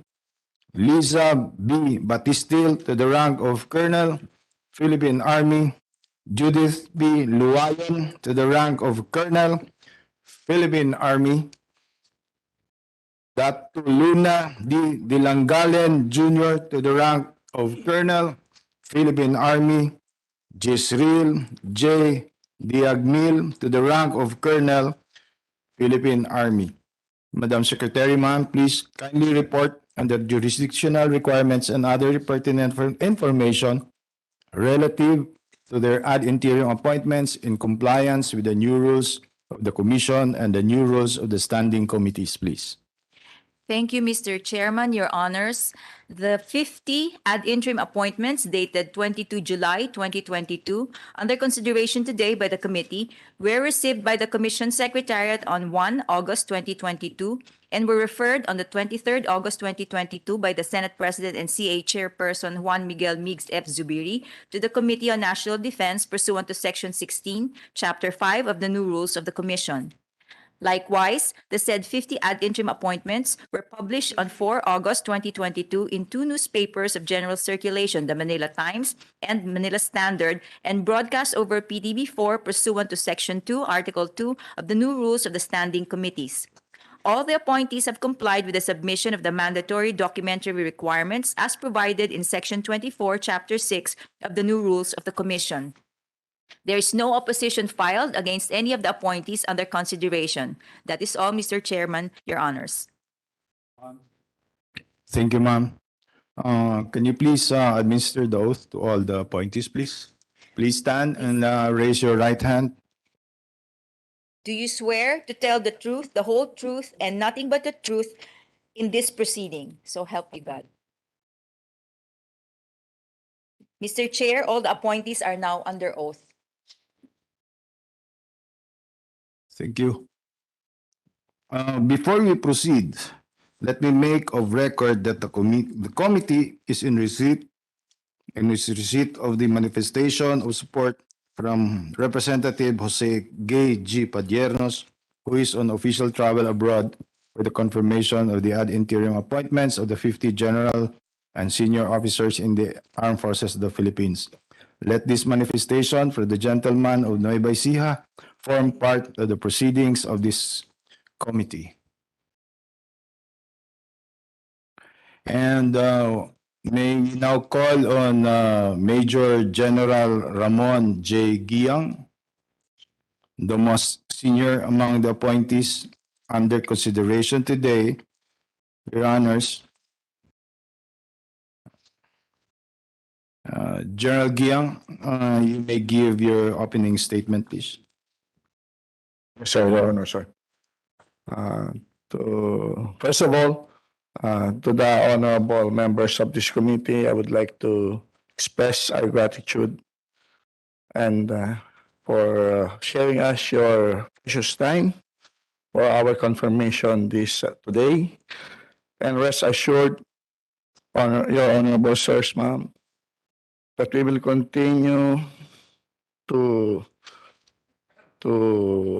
serve our God, country, and people to the best of our ability.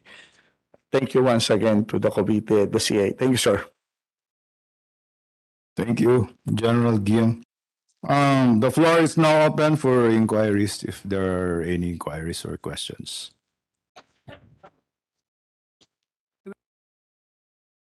May I just make a manifestation, Mr. Chairman, with the permission of my colleagues? I just want to state on the onset of this meeting that we'd like to thank you all for the service that you're doing for the nation. We're very proud of all of you men and women of the Armed Forces of the Philippines. Keep up the good work. And on my side, you will always have my vote of confirmation. So at the proper time, Mr. Chairman, just want to put on record that I support all the appointees here today for their promotion to their next rank.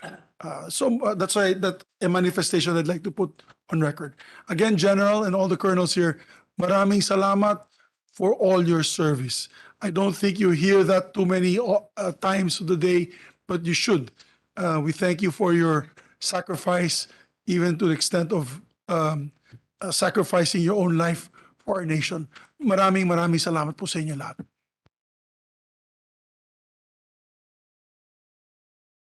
Thank you, Mr. Senate President. Are there any more inquiries? Yes, Senator Risa Ontiveros, please.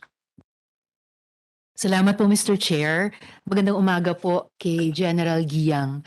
Unfortunately, my question is not for the good general but for other officers, if I may, Mr. Chair. I would like to ask a question of Brigadier General Roque J. Binag. Yes, we will excuse General Giang. Dito na tayo sa floor.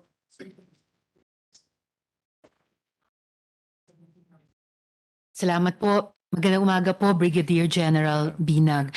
Good morning, sir. Before my one question for the good general, magkamag-anak po ba kayo ni Cesar Binag, PMA class Yes, ma'am. 7? My Ano pong cousin, ma'am. pinsan po ninyo. Okay. He's underclassman nung late husband ko, si Frank Barakel ng PMAC Nagtala class of 1986 and a friend of our family, ninong po Yes, ng bunso namin. General Binag, as a fighter pilot, how do you think we can improve our air defense network? Considering that we'll only be able to afford fourth generation fighters such as the US F-16 or at best a 4.5th generation fighter such as the Korean Boramae.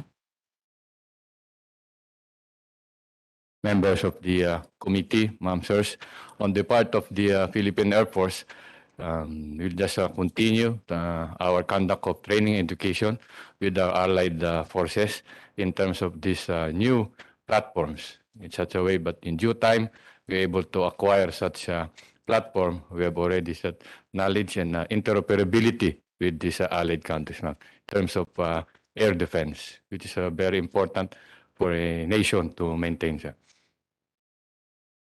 I agree, General, lalo na po yung isang bansa tulad natin na archipelagic. So in addition po sa Philippine Navy, susing papel po ng Philippine Air Force. Sa konteksto din nung unresolved dynamics natin sa China, lalo na sa West Philippine Sea. Yes, ma'am. Salamat po, General. Thank you very much, ma'am, and the other members of the committee, sir. Mr. Chair, unless any other member has questions of the good General Binag, may I ask a question of another of the officers here today? Please proceed, ma'am. Salamat po, Mr. Chair. Your excuse, General. Salamat po. Thank you very much, sir. Thank you, ma'am. Thank you, sir. Mr. Chair, I'd like to ask a question of Brigadier General Eugenio C. Boquillo. General Buquillo, please. Ganda umaga po, General. Tama po ba yung pagbigkas ko sa apelyido nyo? Yes, ma'am. Boquillo. Maraming salamat. Thank you, sir. Magandang umaga po, ma'am. Magandang umaga po. General, you've spent a substantial part of your career assigned to Sulu. I know that some of the most pristine and beautiful beaches in the Philippines can be found in the area. But how can we improve peace and security in Sulu to attract more tourists and investments?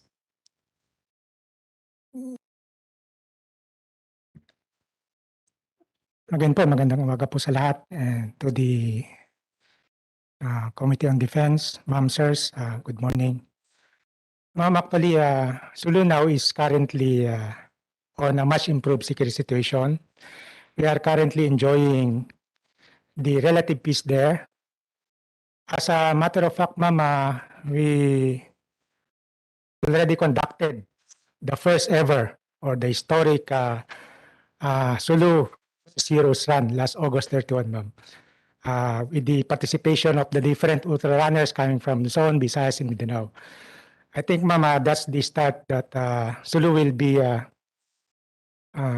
known that it's already a safe place and ready to accept tourists from other areas, ma'am. So I believe, ma'am, that conducting sports activities there in Sulu, it's a driver for tourism, and it will encourage more visitors and tourists to come to Sulu, ma'am. And we need the support.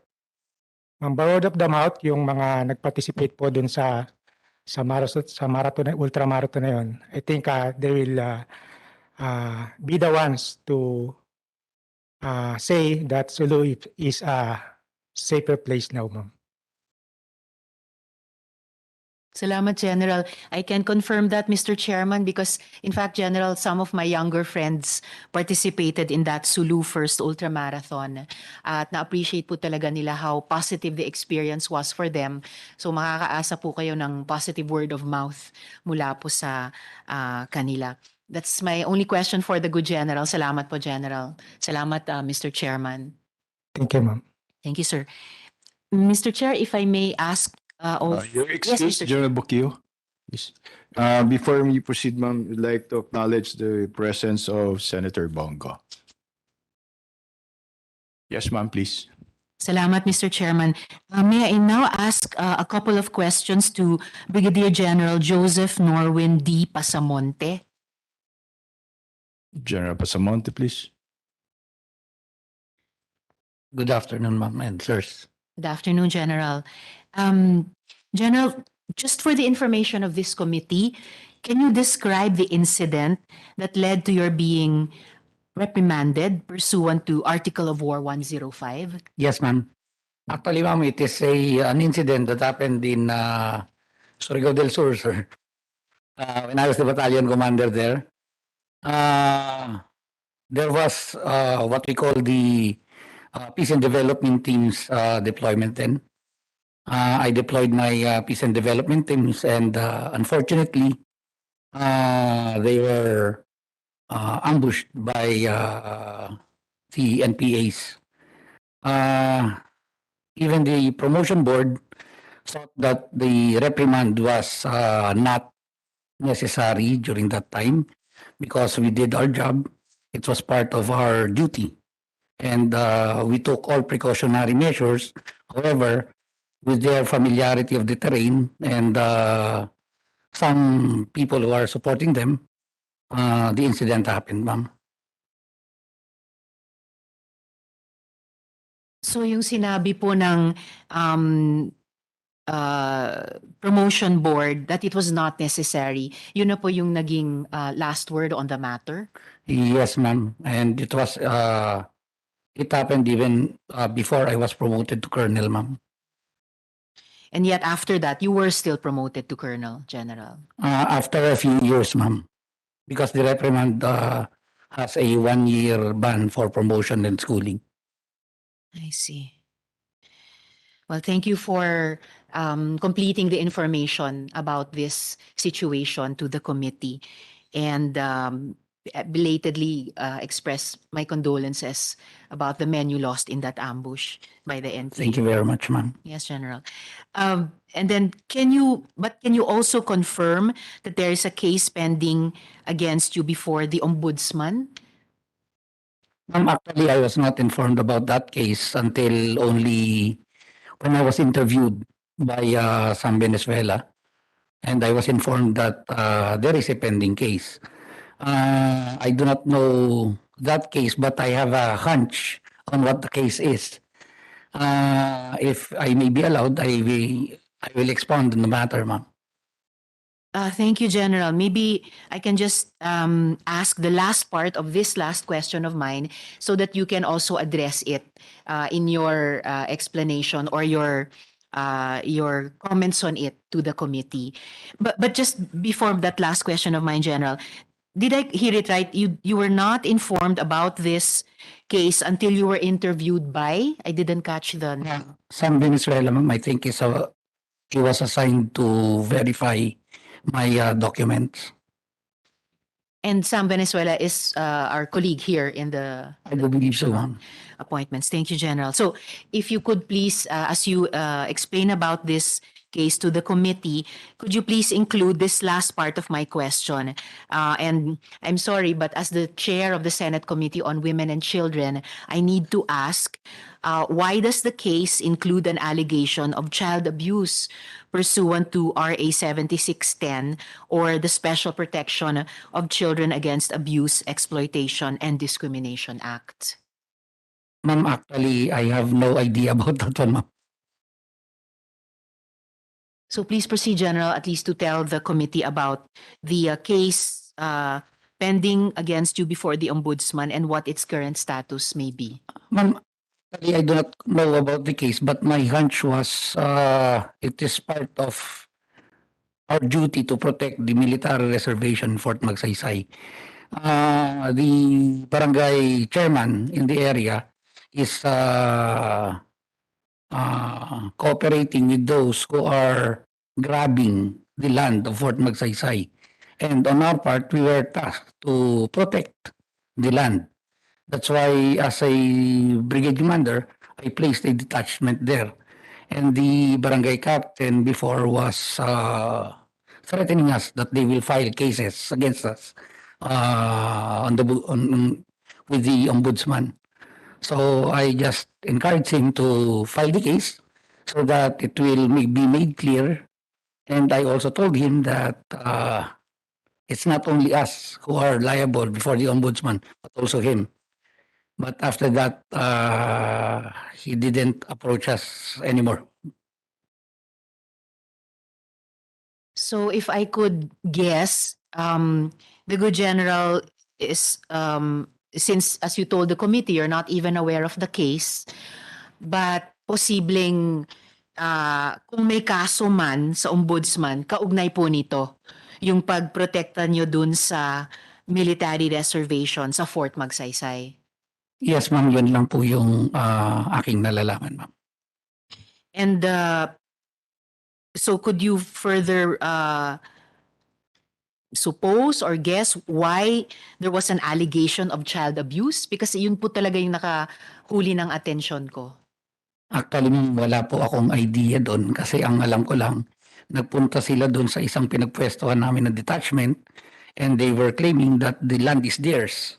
And yet it is part of the military reservation and that actually, ma'am, yung pwesto, nandun ka, kitang-kita nyo na yung airstrip ng Fort Magsaysay. Kaya pinoprotektahan namin yun, ma'am.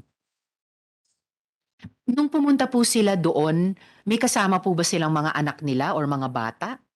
Wala po, ma'am. Actually, they were with some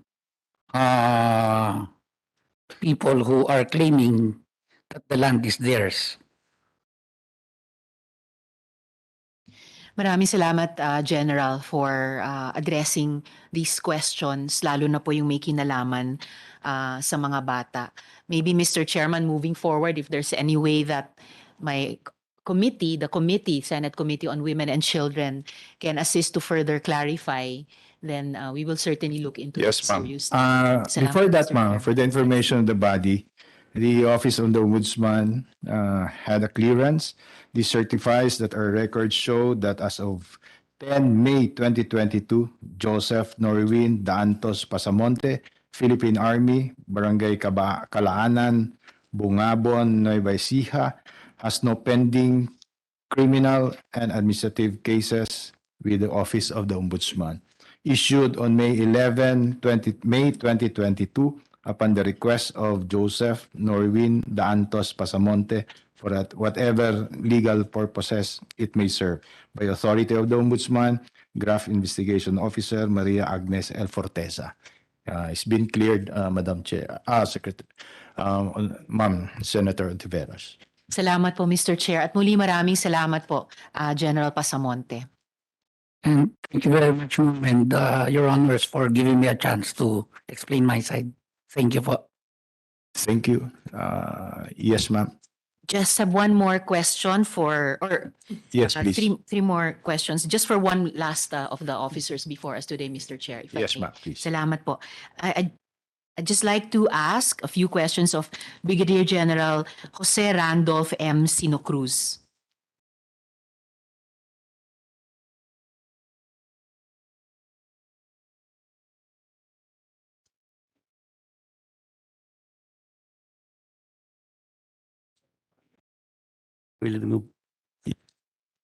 Yes, ma'am. Please. Mr. Chair, Your Honor, magandang hapon po sa inyong lahat. Magandang hapon po, General Sino Cruz. Sir, you served as Division Commander and Concurrent Assistant Deputy Chief of Staff for Reservist and Retiree Affairs, 1st Infantry Division. Tama po? Yes, sir. Yes, ma'am. Your Honor. Salamat, sir. So what do you think po of proposals to update the pension system of our uniformed personnel?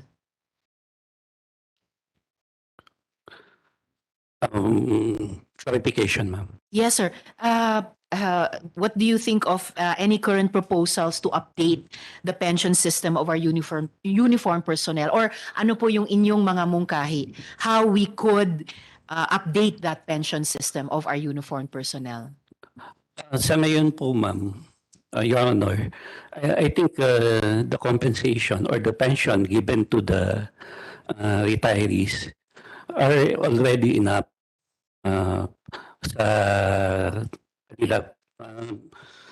Alam po natin na during the time of President Duterte, tumaas po yung sweldo ng mga kasundaluhan, mga opisyal.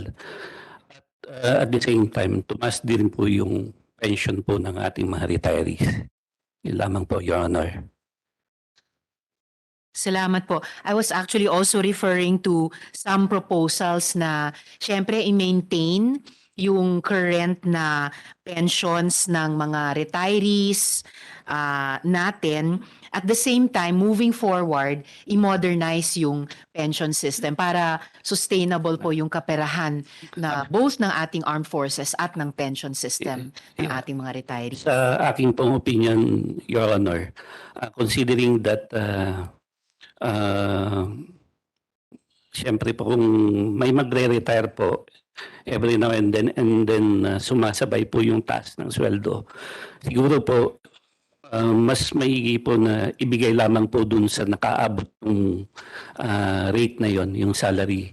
But just in case po that darating po yung panahon na tataas na naman po yung sweldo or yung pension, kung sino man po yung hindi nakaabot doon sa ganong rate, ay kunwari po ako po kapag nag-retire po ako, Kung tataas po in the future, I myself, unfair naman po dun sa nasa service pa na ako ay sasabay din dun sa pagtaas ng sweldo nila.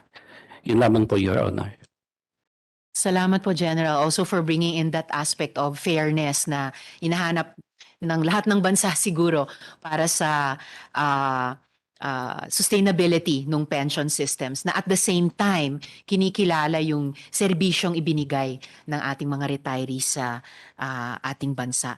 Lastly, General, how do you think our reservists can be employed most effectively for achieving our national security objectives, particularly with respect to our territorial disputes in the West Philippine Sea?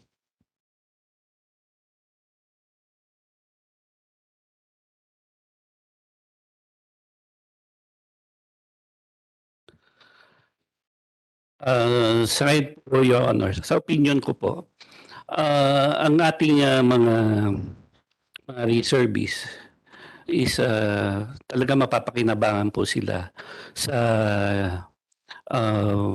mga disaster relief operations. Yun po kasi yung training na karamihan na naibibigay sa kanila.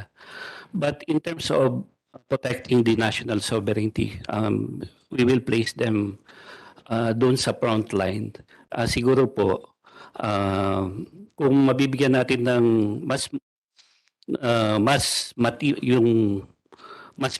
masigasig na mga training yung maibibigay natin, pwede po. But at the current stage, mas mabuti po na doon muna sila mag-concentrate sa pagtulong sa mga disaster relief operations natin. Salamat, General. And I certainly agree with you po na actually nga para sa akin po bilang isang civilian, nasa front line ng territorial disputes yung ating paring political and diplomatic leadership. At the same time na kami pong nagtatrabaho sa Kongreso, gustong suportahan yung defense establishment at armed forces. Makamit yung sinasabi niyong layunin ng ano ba ito, yung strategic defense posture or capacity. So siguro yun lang po yung mga tanong ko sa inyo, General Sino Cruz. Maraming salamat po. Maraming salamat, Mr. Chair. And sa lahat po ng mga opisyal na nandito po sa ating harapan, including, nakapagtanong po ako kasi may family link po ako na nakapagsabi na kasama po sa maraming good men and women dito, no, sina Colonel Leon Ongao Jr. Philippine Army at gayon din si Colonel Eugene F. Lage, Philippine Army. Sa akin din pong mga kabaro na nandito, I'm always proud to see women in the armed forces at mawalang galang sa mga kapatid na lalaki. I look forward one day magkaroon din po tayo ng babaeng chief of staff ng Armed Forces of the Philippines. Sa inyo pong lahat, advanced congratulations, mabuhay, and my snappy salute. Salamat po, Mr. Chair. Mr. Chair. Thank you, ma'am. Before we proceed, we'd like to acknowledge the presence of Congressman Albert S. Garcia. Yes. Mr. Chair. You would like to recognize first with Senator Bongo? Mr. Chairman and esteemed colleagues, a pleasant day to all of you.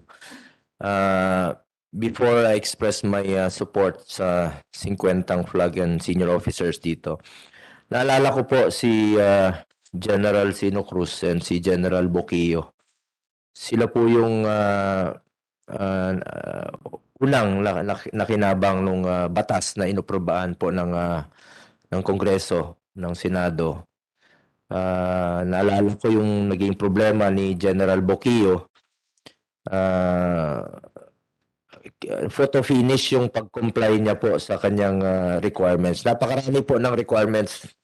Napakakapal po ng requirements dito sa Commission on Appointment. Umabot siya at kaya lang unfortunately hindi po nasalang, nag-recess na po yung Kongreso.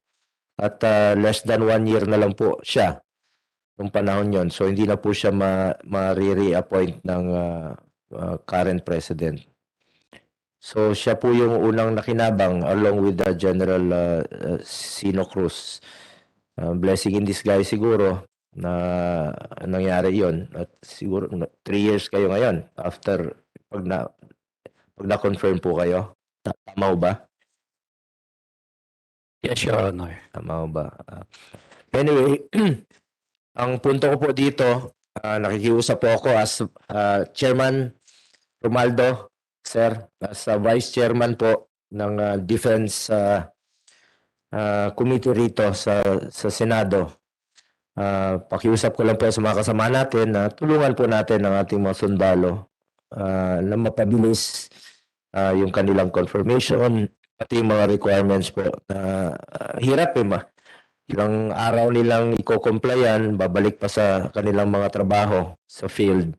So tulungan na lang po natin sila, sir, na mapabilis ang kanilang confirmation. Kung wala naman pong problema sa kanilang mga dokumento.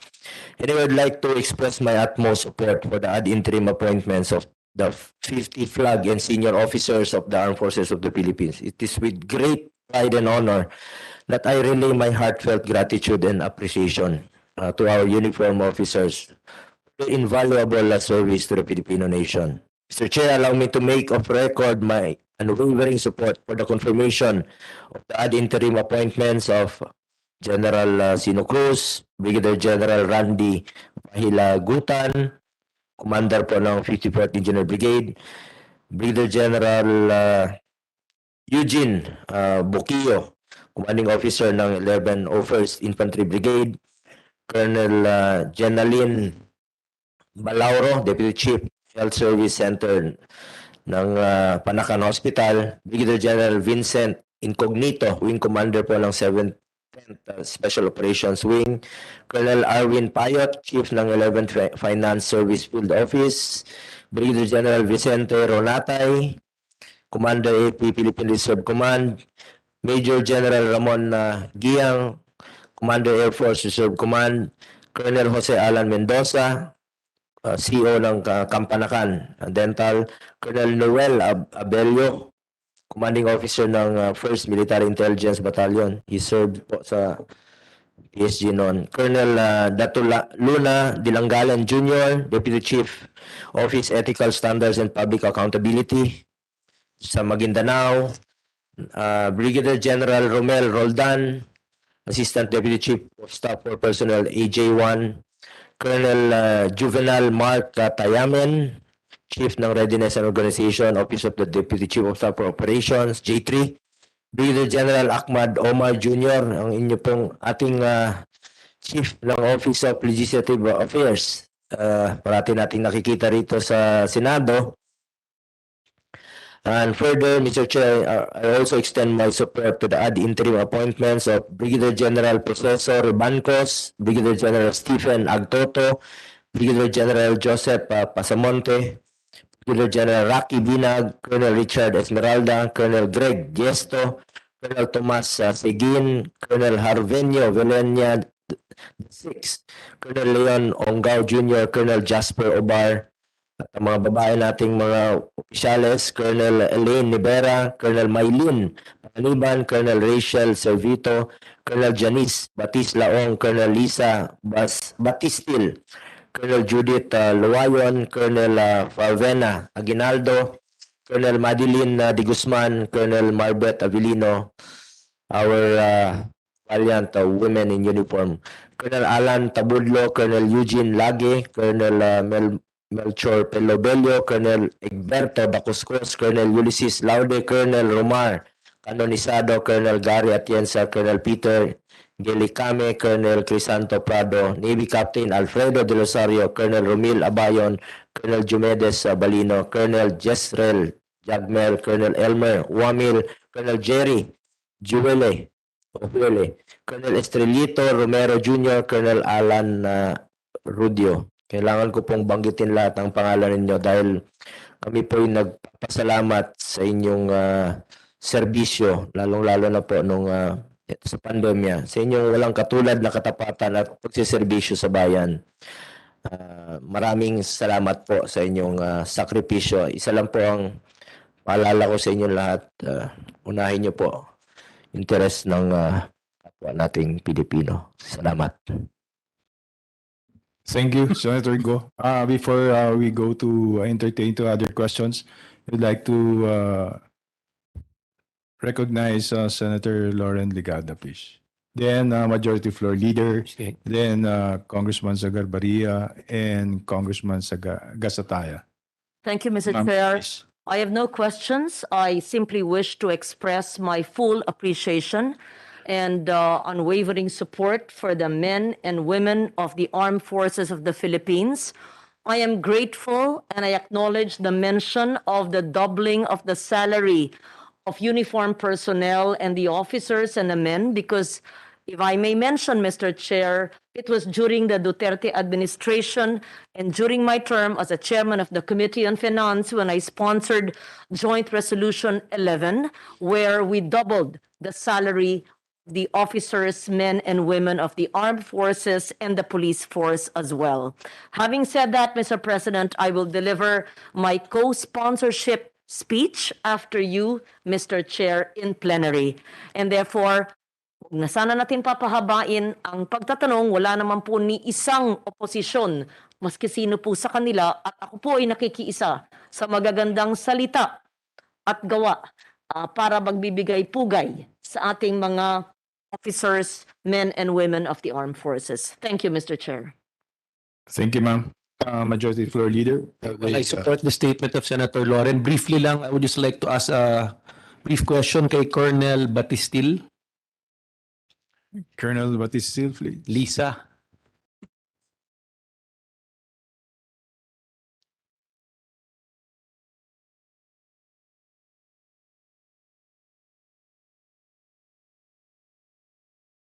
Mr. Chair, ma'am, you're currently assigned in the 2nd Division in Tanay Rizal, is that correct? Good morning, Your Honors. Yes, sir.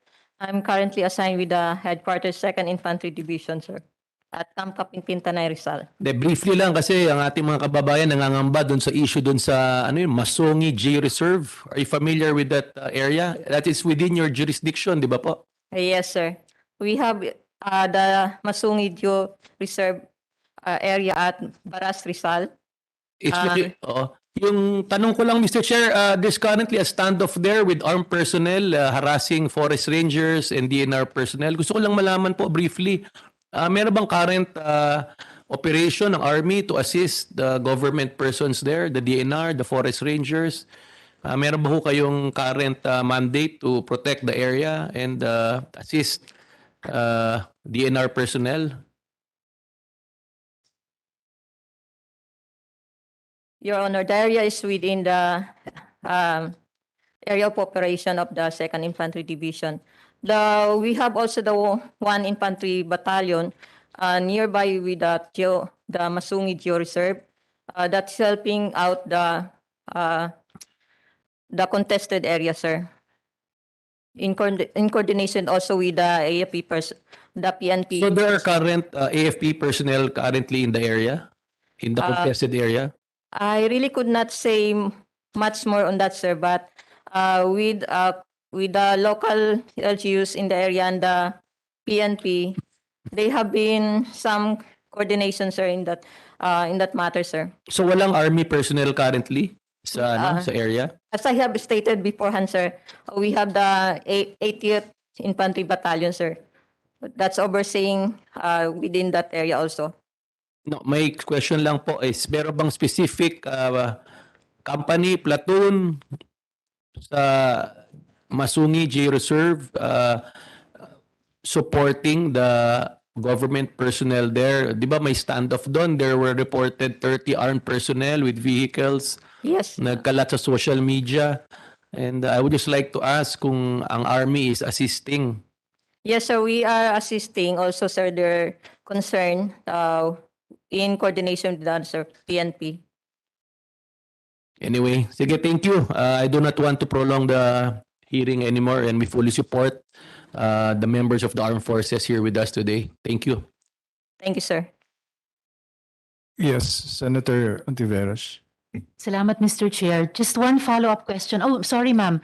No, but still, if I may just ask one follow-up question. Kasi malapit na po akong mag-file ng resolution tungkol nga dun sa nangyayari sa Masungi Geo Reserve. Dinescribe niyo po yung situation, yung lugar na iyon na contested area. Sino-sino po yung nagko-contest doon? As far as I've known, ma'am, 2 years ago, there were some forest ranger that were being They were shot po, dalawa. yes, ma'am. So they are under the personnel of this Masungi Geo Reserve, ma'am. So may mga umaangkin din na mga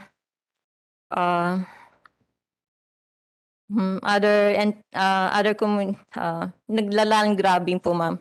So they have shot those personnel. Yes, Colonel. I confirm what the Colonel has said, Mr. Chair, and I really hope that we will be able to look into it effectively. Salamat ma'am. po, Colonel Batistil. Thank you, ma'am. Thank you. I'd like to acknowledge the presence of Senator Amy Marcos. Afternoon, ma'am. Congressman Sagarbaria, please.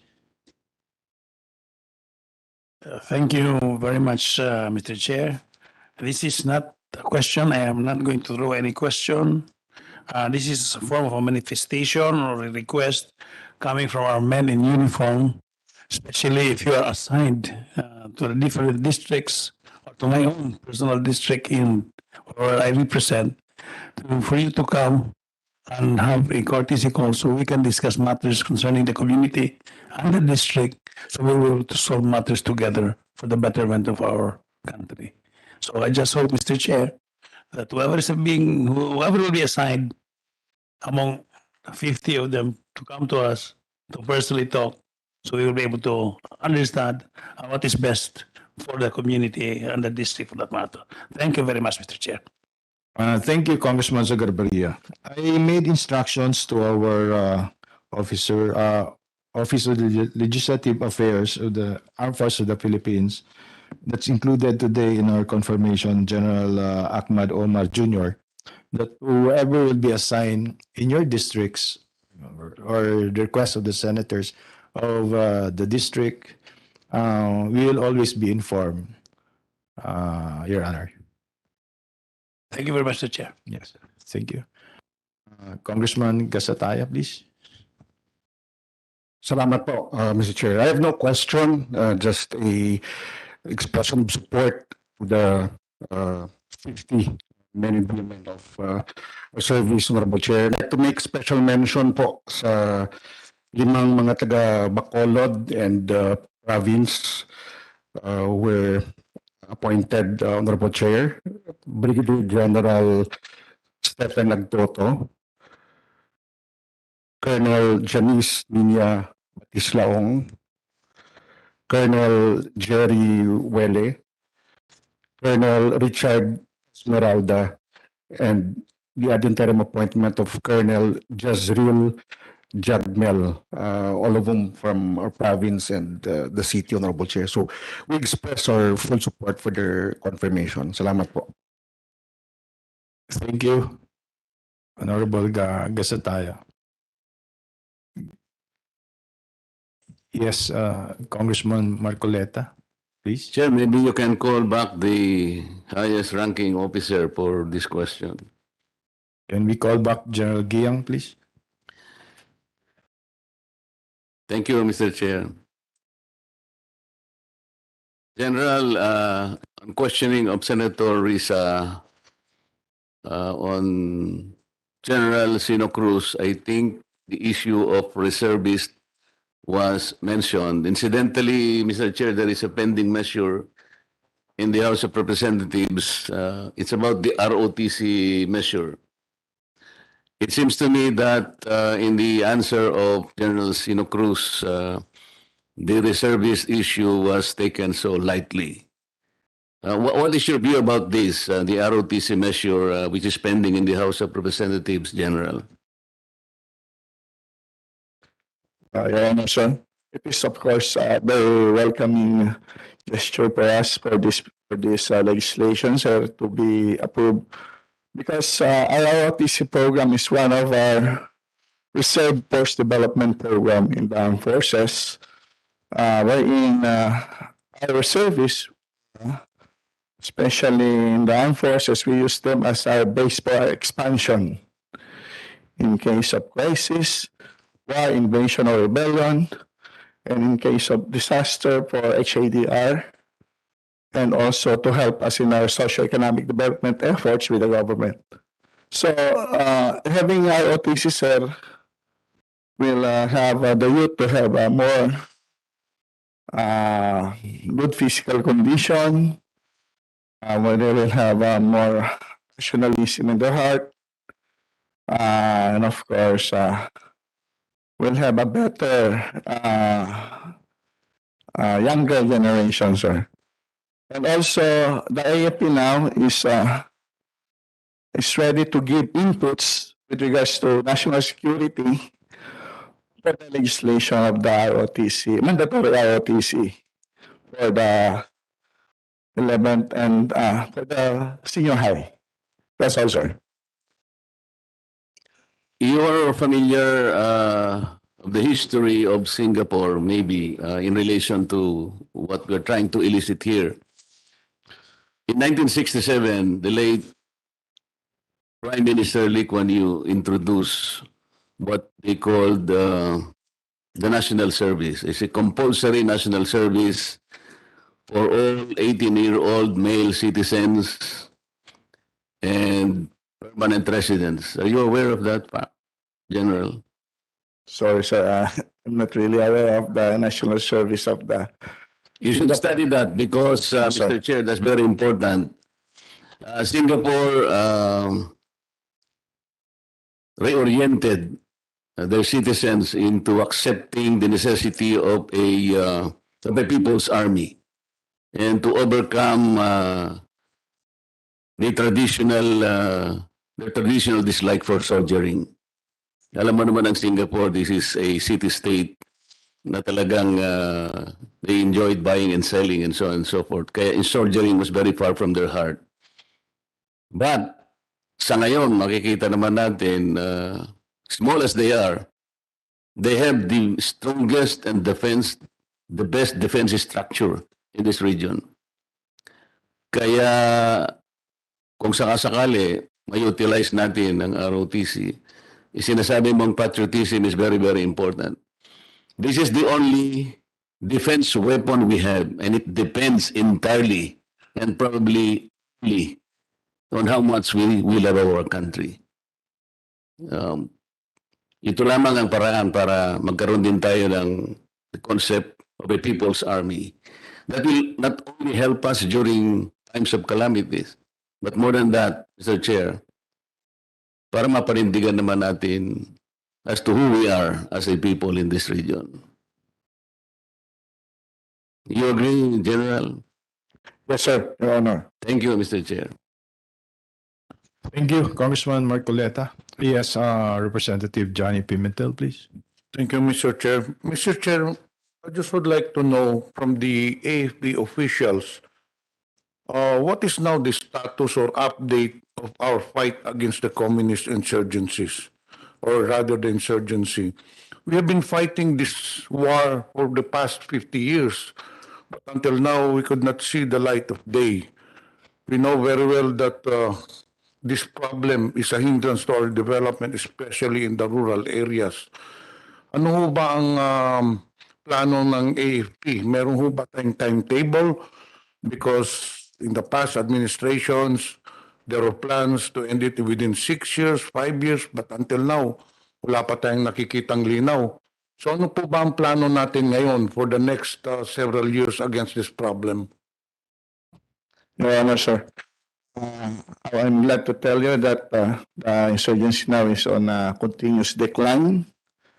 However, sir, I have no knowledge of how long can we finish this problem?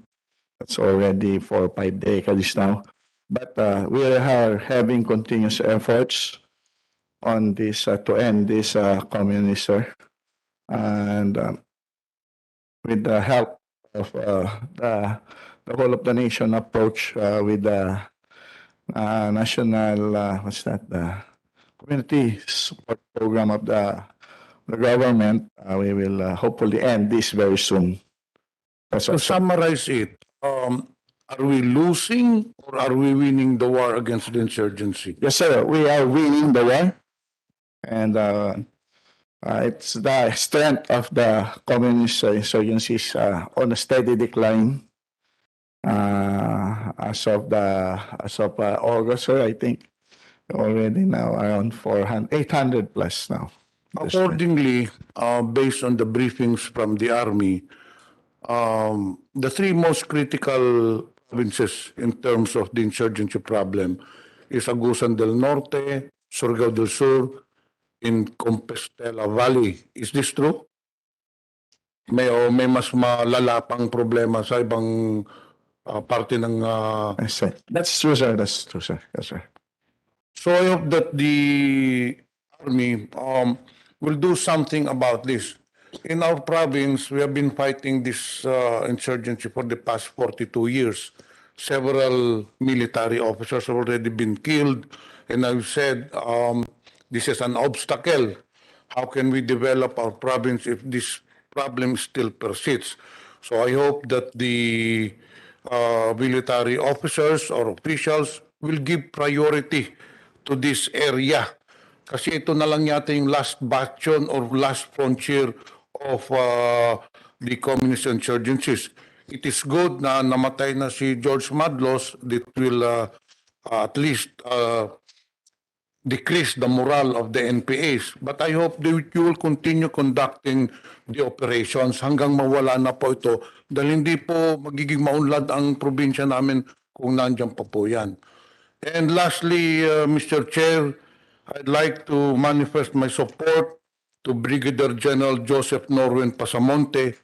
He served for 2 years as battalion commander of the 36th Infantry Battalion in our province. And during his stint, he conducted several military operations against the insurgents. Thank you, Mr. Chair. Thank you, Representative Pimentel. Senator Amy Marcos, please, ma'am. Yes, a few quick questions only. As mentioned by Representative Pimentel, I would like to follow up on the insurgency situation in this country. Are we allowed to go to other officers, please? Yes, ma'am, please. I would like to call on Brigadier General Ahmad Omar Jr., please. General Ahmad Omar Jr. He's also our current Office of Legislative Affairs, Armed Forces of the Philippines for the Senate and the House, ma'am. Oh, okay. Thank you. Nice to meet you then. We'll have to be calling on you.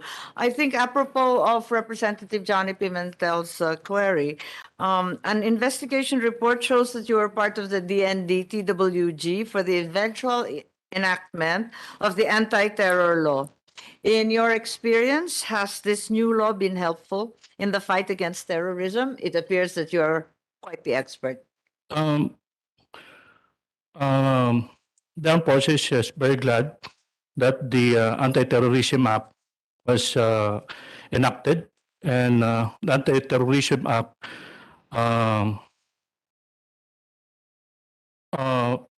prevents and prohibits espousing terrorism in our country, and it helps, ma'am.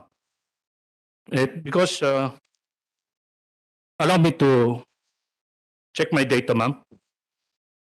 On local terrorist group, ma'am, we continue to reap significant gains through our continuous focused military operations against local communist groups. As of first semester of 2022, there are only 108 local terrorist group members, a reduction from 478 in 2021. The local terrorist group consists of Daulama Islamia, ASG, Bayepe, Mauti, Magid, Turaupe, and Hassan Group. specifically for the ASG in Basulta areas, there are only 76 active ASG members with 33 affected barangays in Sulu. From 01 January, ma'am, to 31 August of 2022, the AAP has neutralized 307 local terrorist group personalities. ASG 100, BIF 163, and Daulama Islamia 44. The AAP also employs non-combatant programs like preventing and counting radicalization and violent extremism, effectively address the local terrorist group and help the government build resilient communities, ma'am. Thank you very much, General. I needed to put that on record. I think that will be all, General. Thank you very much. That's valuable input. We need that data in our centralized base. Thank you, ma'am. Is General Pasamonte around?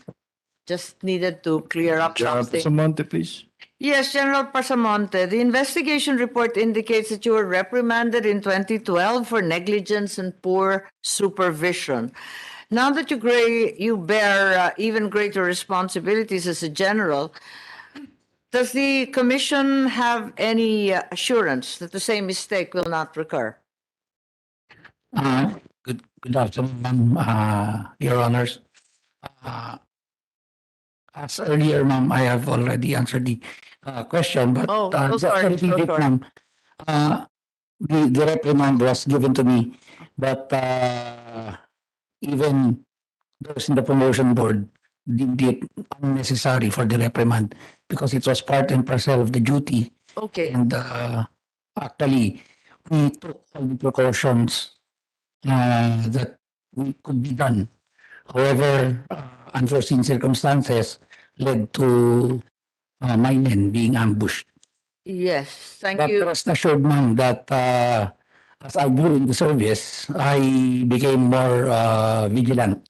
And I assure you, ma'am, that it won't happen again, ma'am. Yes, we learn best from these type of lessons. I was a member of the commission in the last Congress, and then the commission was furnished with a copy of a complaint in 2021 to the ombudsman by a certain Mr. Enipto accusing you of grave abuse of authority. Is that complaint settled because it has not been furnished to the commission this Congress? Ma'am, as also I have answered before, I was not even informed of the complaint. But I just had a hunch on what the complaint is about. And it was, I think, about the land, Fort Magsaysay, in a military installation. It is being grabbed by some of the people. Sorry, I'm sorry. I heard that you already answered that earlier. Thank you very much. I have no further questions, General. And yes, congratulations. Thank you very much. May I call on General Ronatay?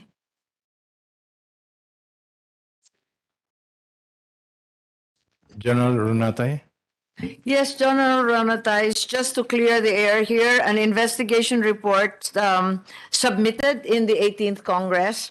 I was a member of the commission then. Opposition was filed against your confirmation for pending administrative case, a violation of Graft and Corrupt Practices Act. If it is true that you had an administrative case during the time said opposition was filed, what was the disposition of the case? Has it been dismissed? Thank you, ma'am. Good afternoon, your honors. First, let me explain the issue. Indeed, there's a complaint filed against me. But of course, let me introduce myself. For 20 years, I've been, there is no criminal, administrative, or any complaint filed against me in my military service for 32 years. But as soon as I assumed the position of the commander of a press corps in January 10 of this year, 3 days after a case was filed against me by a reservist commander who we terminated the position because by existing policy of GHQ, not only of GHQ policy, but of course of the law,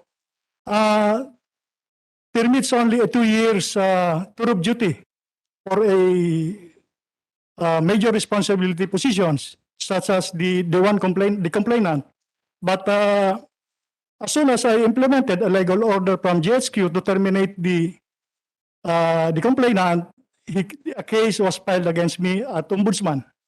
But as far as I know, the Ombudsman referred the case to the GHQ, and the resolution was already filed dismissing the case as for lack of merit. Thank you very much, General. We would like the dismissal or a copy thereof to be submitted to the commission so that your records are clear here to on after.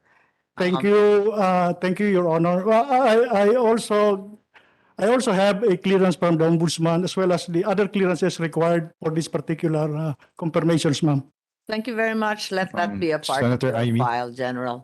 Yes, before you proceed, Sorry. we already had a copy. I will give you a copy of the clearance of General Vicente Mendoza Ronatay, issued on 8 July 22, and he has no pending criminal administrative cases with the Office of the Ombudsman, ma'am. Oh, thank you very much to our chairman. Thank you. That's all, General Donatay. It's already in order. Okay, one last question, Colonel Gesto, please.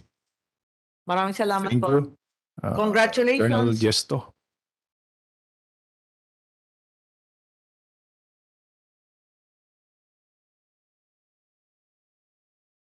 Colonel, pasensya na lang, may konting reklamo kasi dito. Ang balita, number 25 ka daw dun sa Reserve Officer Seniority and lineal list of Lieutenant Colonels in the Philippine Army, yet you were promoted ahead of 12 other Lieutenant Colonels because all of them had a lesser quantitative rating score than you. Ano po ba ang ibig sabihin ng quantitative rating score? Afternoon, Your Honors. Quality rating sheet, ma'am.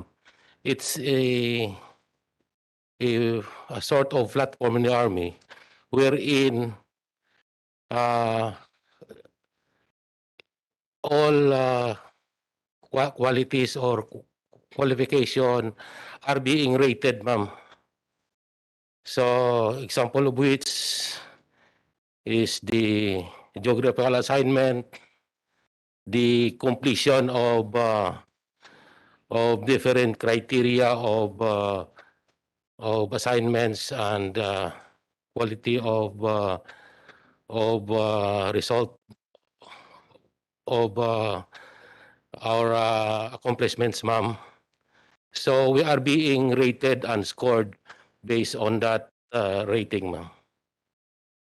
Thank you very much. So it's actually a qualitative as well as a quantitative rating score and merely proves your mettle as an officer. I just wanted to put that complaint aside. I have no further questions. Many thanks to Colonel Gesto and congratulations. Ang masasabi ko lang po, we are in good hands because of the great number of Ilocanos being confirmed and promoted this morning. So I'm very proud to recognize my fellow Northerners, Colonel Aguinaldo, Colonel Panganiban from Isabela, Colonel Obar Ongao from Kalinga, Abelio, Balino, Tayamen, Rujo, and Romero. We are definitely in good hands. Daitoy ti amyanan. Congratulations. Thank you, Senator Ivy. Yeah, Congressman Garcia, please. Thank you, Mr. Chair. Good morning to our colleagues in the commission at sa ating men and women, officers of the AFP. Magandang umaga po. Mr. Chair, I've been a mayor, a congressman, a governor, and now a congressman once again in the province of Bataan. And 3 decades ago, no one would believe that Bataan will be insurgency-free. because of the prevalence of insurgents in the province. But because of the support of our AFP, the Philippine Army, Bataan is the first province in Region 3 that has become insurgency-free. And pre-pandemic, we had one of the lowest poverty incidents. Kasi after peace and order comes development, and with development, jobs. Kaya malaki po ang utang na loob namin sa AFP at sa Philippine Army. At of course, yung nagka-pandemic, our economy went under. Pero ang laki rin po ng role ng Philippine Army at ng AFP sa mga border controls, sa security, at iba't ibang support delivery of vaccines sa ating mga mga barangay at iba't ibang bayan sa lalawigan. Kaya today, I'd like to express my vigorous support to the ad interim appointment of 50 general and senior officers in the armed forces of the Philippines. Maraming salamat po sa inyong serbisyo sa lalawigan ng Bataan at maraming salamat po sa inyong serbisyo sa ating bayan. Thank you, Mr. Chair, and good morning. Thank you, Representative Garcia. Majority Floor Leader. Mr. Chair, I move to recommend to the plenary for the commission to confirm the ad interim appointments of the said named 50 general and senior officers in the armed forces of the Philippines. I so move, Mr. Chair. There's a motion being seconded with honorable members. Is there any objection? The chair hears none. The motion is hereby approved. Mr. Chair, there being no other matters to discuss, I move to adjourn the meeting. On motion of the majority floor leader, there being no objection, being seconded, the meeting is hereby adjourned. Congratulations. Kabuhay ang armed forces.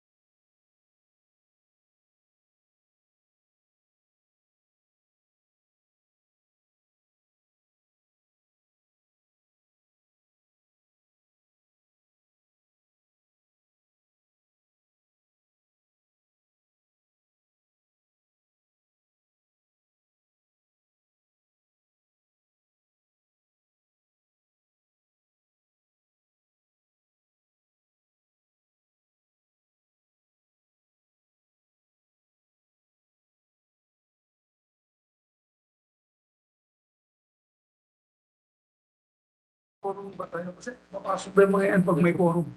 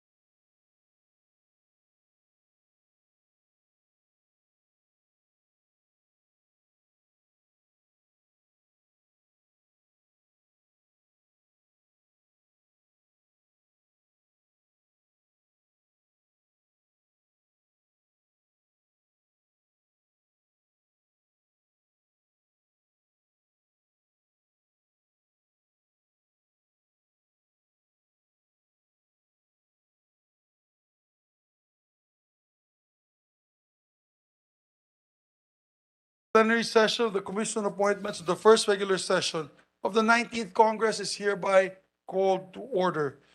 May I call on our distinguished colleague, Representative First Biron, to lead the chamber in prayer.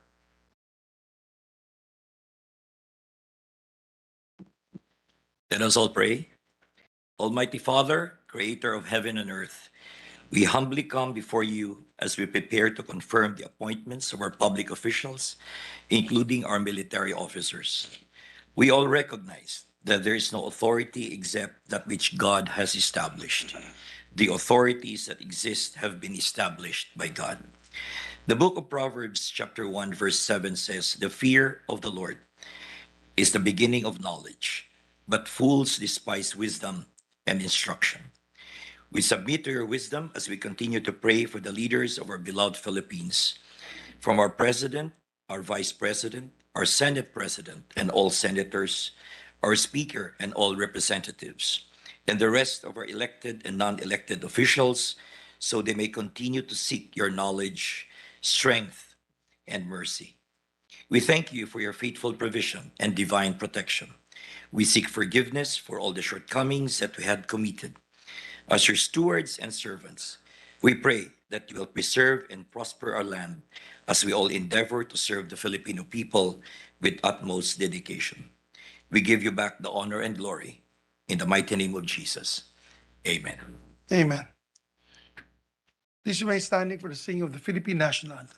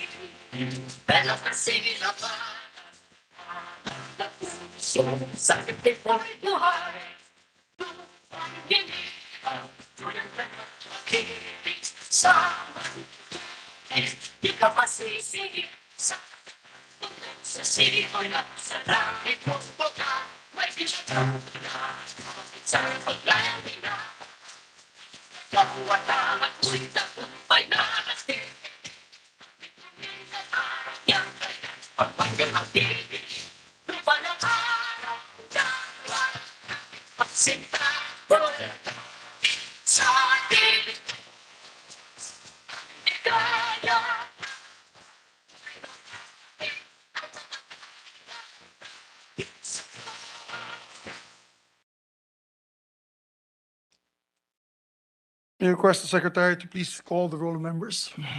Secretary. The honorable members of the Commission on Appointments, Maria Lourdes Nancy S. Binay, Virginel G. Biron, Alan Peter Compañero S. Cayetano, Joseph Victor G. Ejercito, Francis Chis G. Escudero, Jinggoy Ejercito Estrada, Albert S. Garcia, Greg G. Gasataya, Christopher Bong Go, Ramon N. Guico Jr., Risa Ontiveros, Lauren Legarda, Oscar Oka G. Malapitan, Rodante D. Marcoleta, Aimee R. Marcos, Lani Mercado Revilla, Jose Gay G. Padjernos, Johnny T. Pimentel, Grace Poe, Jurdin Jesus M. Romualdo, Manuel T. Sagarbaria, Francis Tol N. Tolentino, Luis Raymond L. Ray F. Villaferte Jr., Cynthia A. Villar. The chair is present.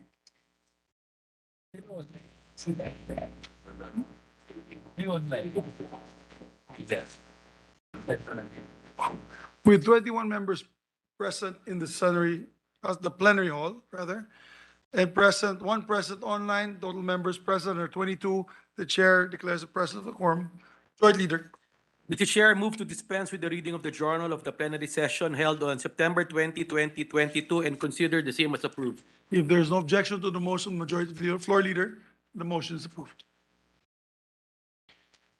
Mr. Chair, may we now proceed to consider the recommendation of the Committee on Foreign Affairs on the nomination of 3 officials in the Department of Foreign Affairs. Is there no objection to the motion of the Majority Floor Leader? The motion is in order.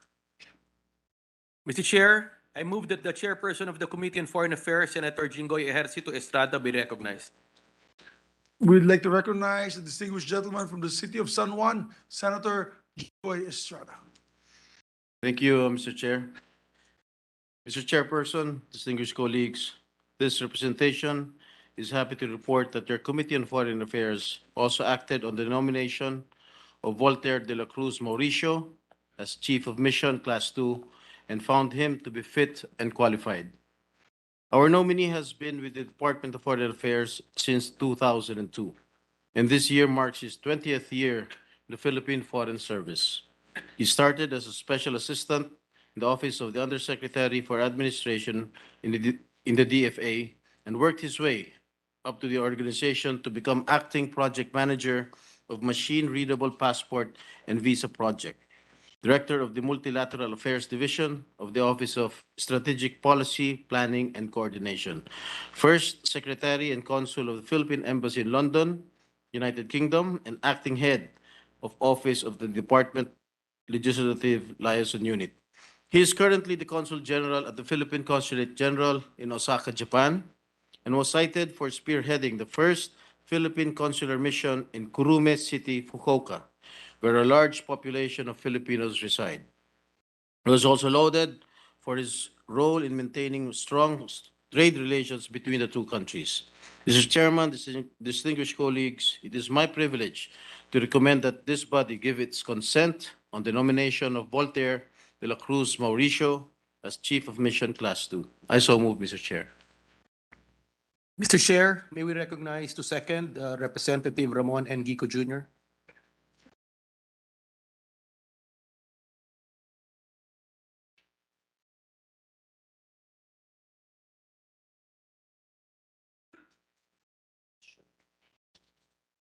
Mauricio.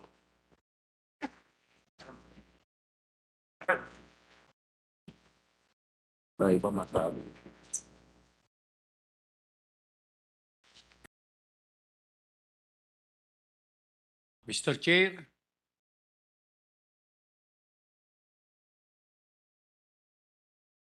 Yes, we'd like to recognize the distinguished Vice Chairperson of the Commission Appointments, Congressman Guico.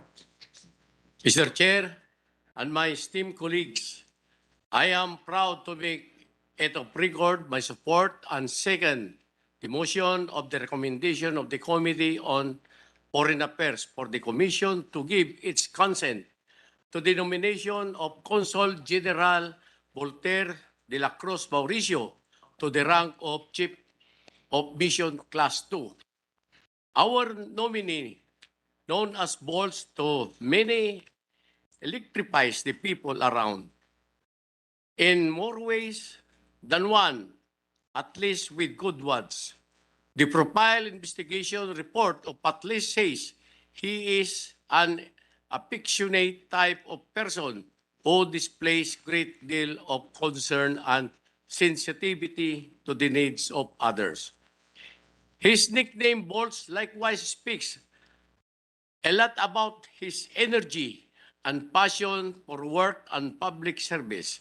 He is credited for the notable supervision of the implementation of the machine-readable passport and visa project from 2003 to 2005, which is one of the biggest technological projects of the Department of Foreign Affairs.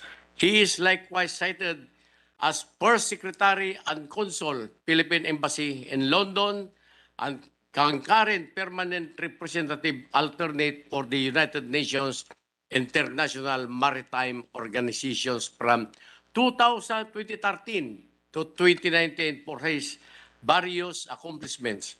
These are just two of the many citations our nominee received throughout his career in the DFA, and the list of his notable accomplishments will go on and on until several. Truly, our nominee deserves this rank promotion. And so, Mr. Chairman and distinguished colleagues, I second the recommendation that this commission give its consent to the nomination of Consul General Voltaire de la Cruz Mauricio to the rank of Chief of Mission Class 2. I so move, Mr. Chairman. Mr. Chair, may we now recognize Representative Greg G. Gasataya. I believe he's shaking his hand. Yes, no manifestation. Mr. Chair, on the part of the majority, we support the nomination. There being no objection to the nomination, the commission hereby gives its consent to the nomination of Mr. Voltaire de la Cruz Mauricio as Chief of Mission Class 2. Congratulations, sir.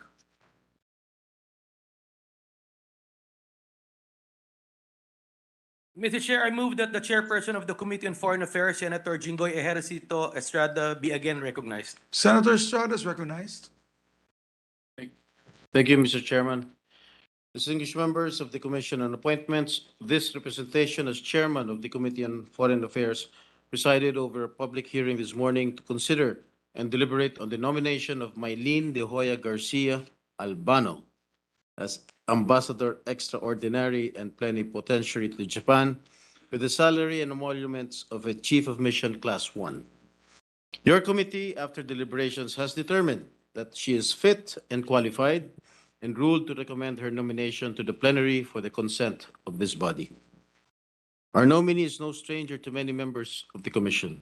She is a friend and a dear colleague who represented the people of the 2nd District of Davao City for 3 consecutive terms from 2010 to 2019 and was elected by her peers to be their Assistant Majority Floor Leader and Deputy Speaker. She is the loving wife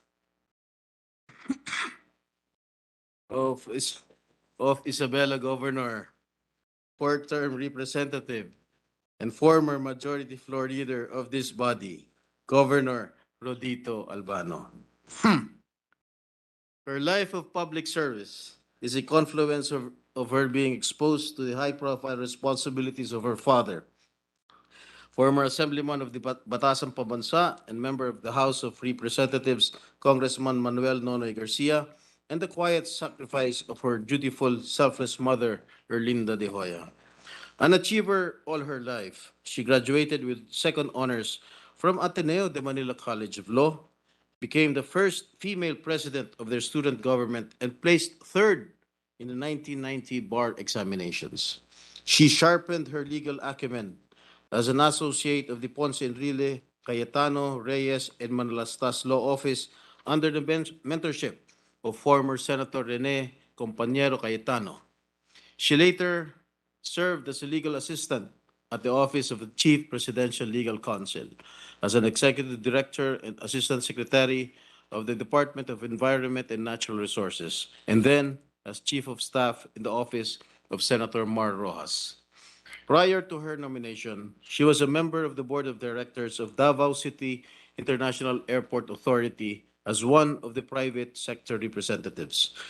Noting such extensive work experience both in the government and in the private sector, as well as her personal credentials and achievements demonstrating her competence, high standard of leadership, and dedication to service, I hereby endorse our nominee to become the first female ambassador of the Philippines to Japan. Mr. Chairman, distinguished colleagues, it is my distinct privilege to recommend that this body give its consent on the nomination of Mylene De Hoya Garcia Albano as Ambassador Extraordinary and Plenipotentiary to Japan with the salary and emoluments of Chief of Mission Class 1. I so move, Mr. Chair. Mr. Chair, may we now recognize to second Representative Ramon Kiko Jr. Our distinguished Vice Chairman of this Committee on Commission on Appointments, Congressman Guico, is recognized.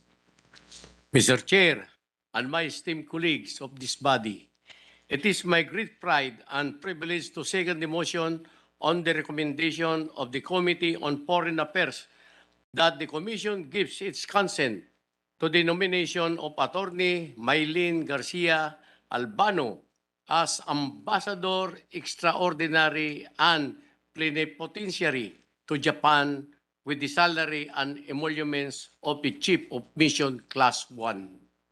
Needless to say, our nominee epitomizes the perfect combination of beauty and brains. No wonder why she easily captured the heart of the incumbent provincial governor of Isabela, Rodolfo Rodito Albano III, my ever brutally handsome and dashing friend who has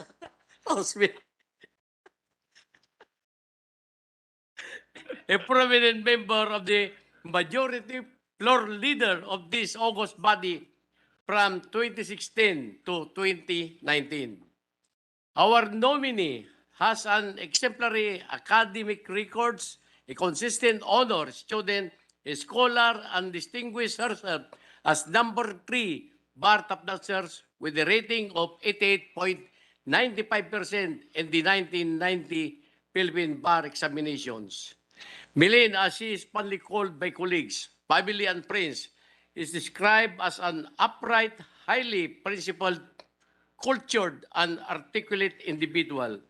All this characterization befit someone who can truly represent our country to a host where uprightness and principle are highly regarded. The basics and extensive public service experience of our nominee, ranging her practice of law to her stint in various executive department offices and her 3 consecutive terms as representative of the 2nd District of Davao City, no doubt on her skills and competence to take on this strategic and historic ambassadorial post. Our nominee will distinguish herself as the first female ambassador of the Philippines to Japan.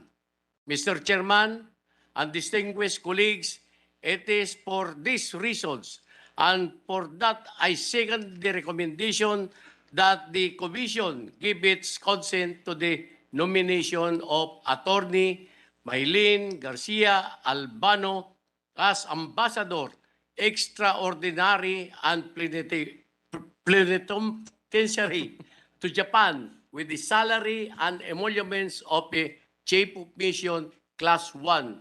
I so move, Mr. Chairman. Thank you very much, sir. Mr. Chair, may we now recognize Senator Lauren Legarda.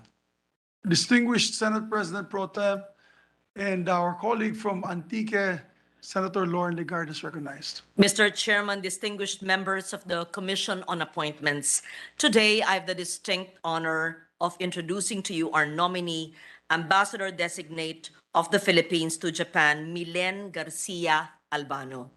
It is a privilege to have known a woman who sets a high standard in leadership, one who is armed with a discipline and determination to get things done. This is evident in her journey even before she began her legal career. Neither marriage nor marital duties to her spouse, a friend of all of us, the incumbent provincial governor of Isabela, Rodolfo T. Albano III, proved to be distractions in her pursuit of academic and leadership excellence then. I wonder why my colleagues are laughing, because this is meant to be serious. Yes. Maybe it is the presence of our beloved governor from Isabela. She was a consistent Dean's Lister and graduated salutatorian at the Ateneo de Manila University School of Law. At the same distinguished law school, she earned the distinction of being the first female student council president. Ambassador Mylene Garcia Albano ranked third in the 1990 bar examinations. Shortly thereafter, she worked as an associate at the Ponce Enrile Cayetano Reyes and Manalastas Law Office. Attorney Mylene Garcia Albano also served in the executive branch as Assistant Secretary at the Department of Environment and Natural Resources. She later joined the legislature and served in Congress as representative of the 2nd District of Davao for 3 terms, following the footsteps of her late father, former Congressman Manuel Nonoy Garcia, whom I knew when I was very new in politics in the party Lakas when I was a young senator. Her youngest brother, Congressman Vincent Garcia, is the incumbent representative of the same district in Davao City. Mylene's sense of duty and her eagerness to execute enormous tasks are not alien to her. She is consistently reliable. Her track record and dedication to public service will reaffirm the already strong bilateral relations between our country and Japan. Her compassion in serving the people first is a central tenet in ensuring the safety and well-being of the over 285,739 Filipinos living in Japan. Mr. Chairman, distinguished colleagues, it is therefore a privilege and an honor to join the sponsor in moving for the confirmation of the nomination of, I must confess, a high school classmate and a group mate way back when, and a colleague in government, Mylene J. Garcia Albano, as the ambassador of the Philippines to Japan. I so move, Mr. Chair. Thank you very much. Mr. Chair, may we now recognize Representative Johnny Pimentel? Representative Johnny Pimentel of the province of Surigao del Sur is recognized. Mr. Chair, the Honorable Mylene Garcia Albano is a product of 2 families with strong roots to the legal profession. Her maternal great-grandfather, Batangueño, former Supreme Court Justice Mariano H. De Hoya, was a government pensionado who graduated from Indiana University in Yale Law School in the early 1900s, who became a top legal practitioner before and after the war. And so was her maternal grandfather, Attorney Mariano R. De Hoya Jr. Attorney Mylene's grandfather was a lawyer and former Davao City Mayor Leon Garcia. And her father was former Congressman, whom we all know, Manuel Nonoy Garcia, who was the Deputy Justice Minister of former Justice Minister Estelito Mendoza in the 1980s. With his strong legal lineage, a young Mylene was educated at George Washington University in Washington, D.C. for her undergraduate ABD degree in political science, after which she finished her law studies at the Ateneo de Manila with second honors and was the student council president during her senior year. No small feat for this school of blue-blooded, erstwhile male-dominated future lawyers. Jumping off from law school, she placed third in the 1990 bar examinations, which the distinguished senior member of the Senate minority, Senator Coco Pimentel, topped. Not one to rest on her academic laurels and good name, Attorney Mylene Garcia Albano embarked on creating her own reputation. slowly and patiently, as she practiced law at the distinguished offices of the Ponce Enrile and Cayetano Law Office and the Villarreal Law Office before deciding to join the government. She climbed the long ladder of government service in the executive and legislative branches of government, with positions in the Presidential Legal Counsel's Office of President Fidel Ramos, the DTI, DNR, and the Senate Majority Floor Leader, Senator Mar Rojas' office. Her next position was in Congress, where she served for 3 terms, where she chaired the Committee on Constitutional Amendments and was Deputy Speaker during her 3rd term. Through all these positions in government, Attorney Mylene Albano has served well with utmost tact, intelligence, diplomacy, and grace. It might be argued that other than her spouse, my good friend, former Congressman and now Governor Rudito Albano, a former majority leader of our August Commission on Appointments, her one ardent supporter who has always believed in her capabilities, has been former President Rodrigo Duterte, who worked with the Garcia family of Davao City for the betterment of their city mates.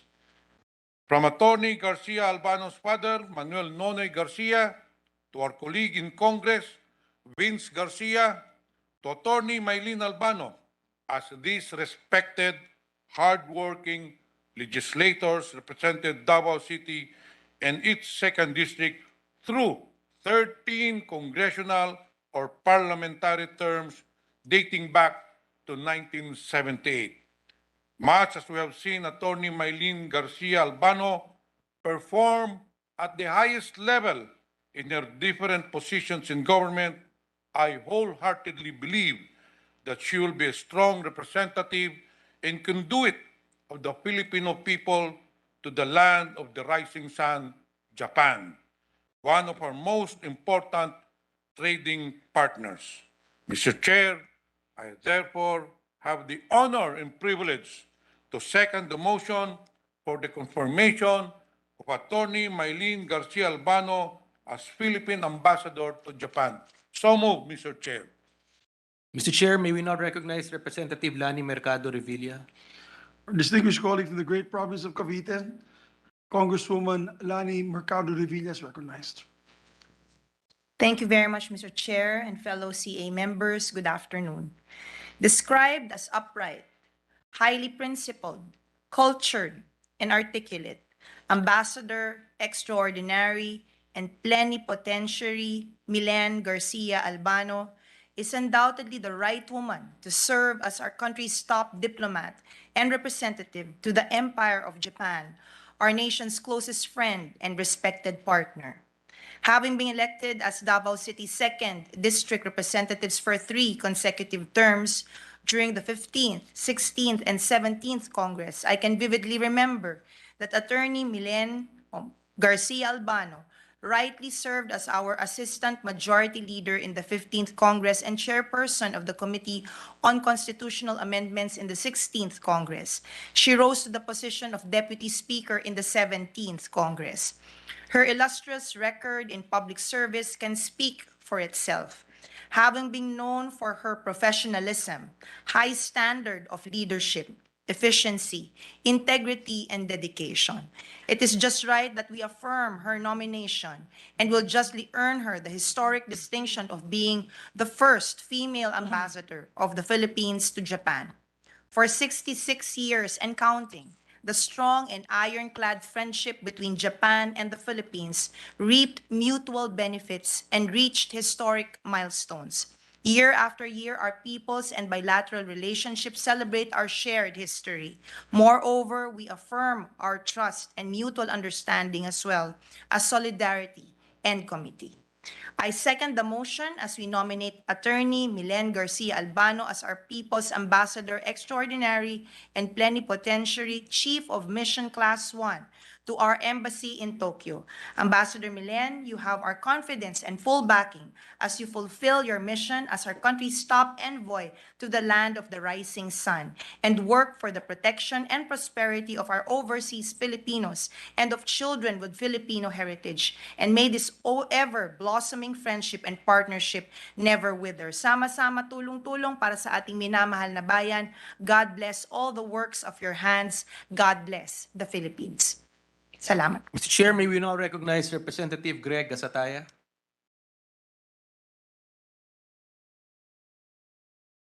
Majority Leader, he's shaking his hand. Okay. May we now recognize Representative J.G. Romualdo, please.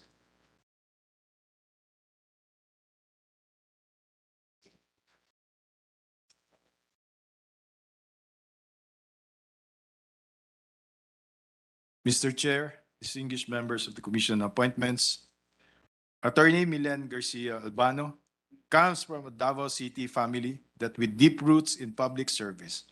Her great-grandfather, Tomas Monteverde, migrated to Davao late in the Spanish era and became Davao Municipal Gobernadorcillo during the Spanish times and Davao Municipal President during the early American era. Her grandfather, Leon Garcia, migrated to Davao as a young lawyer, attracted by the growing agricultural interest of Japanese abaca planters. After the Second World War, Leon Garcia became Davao City Mayor from 1946 to 1948.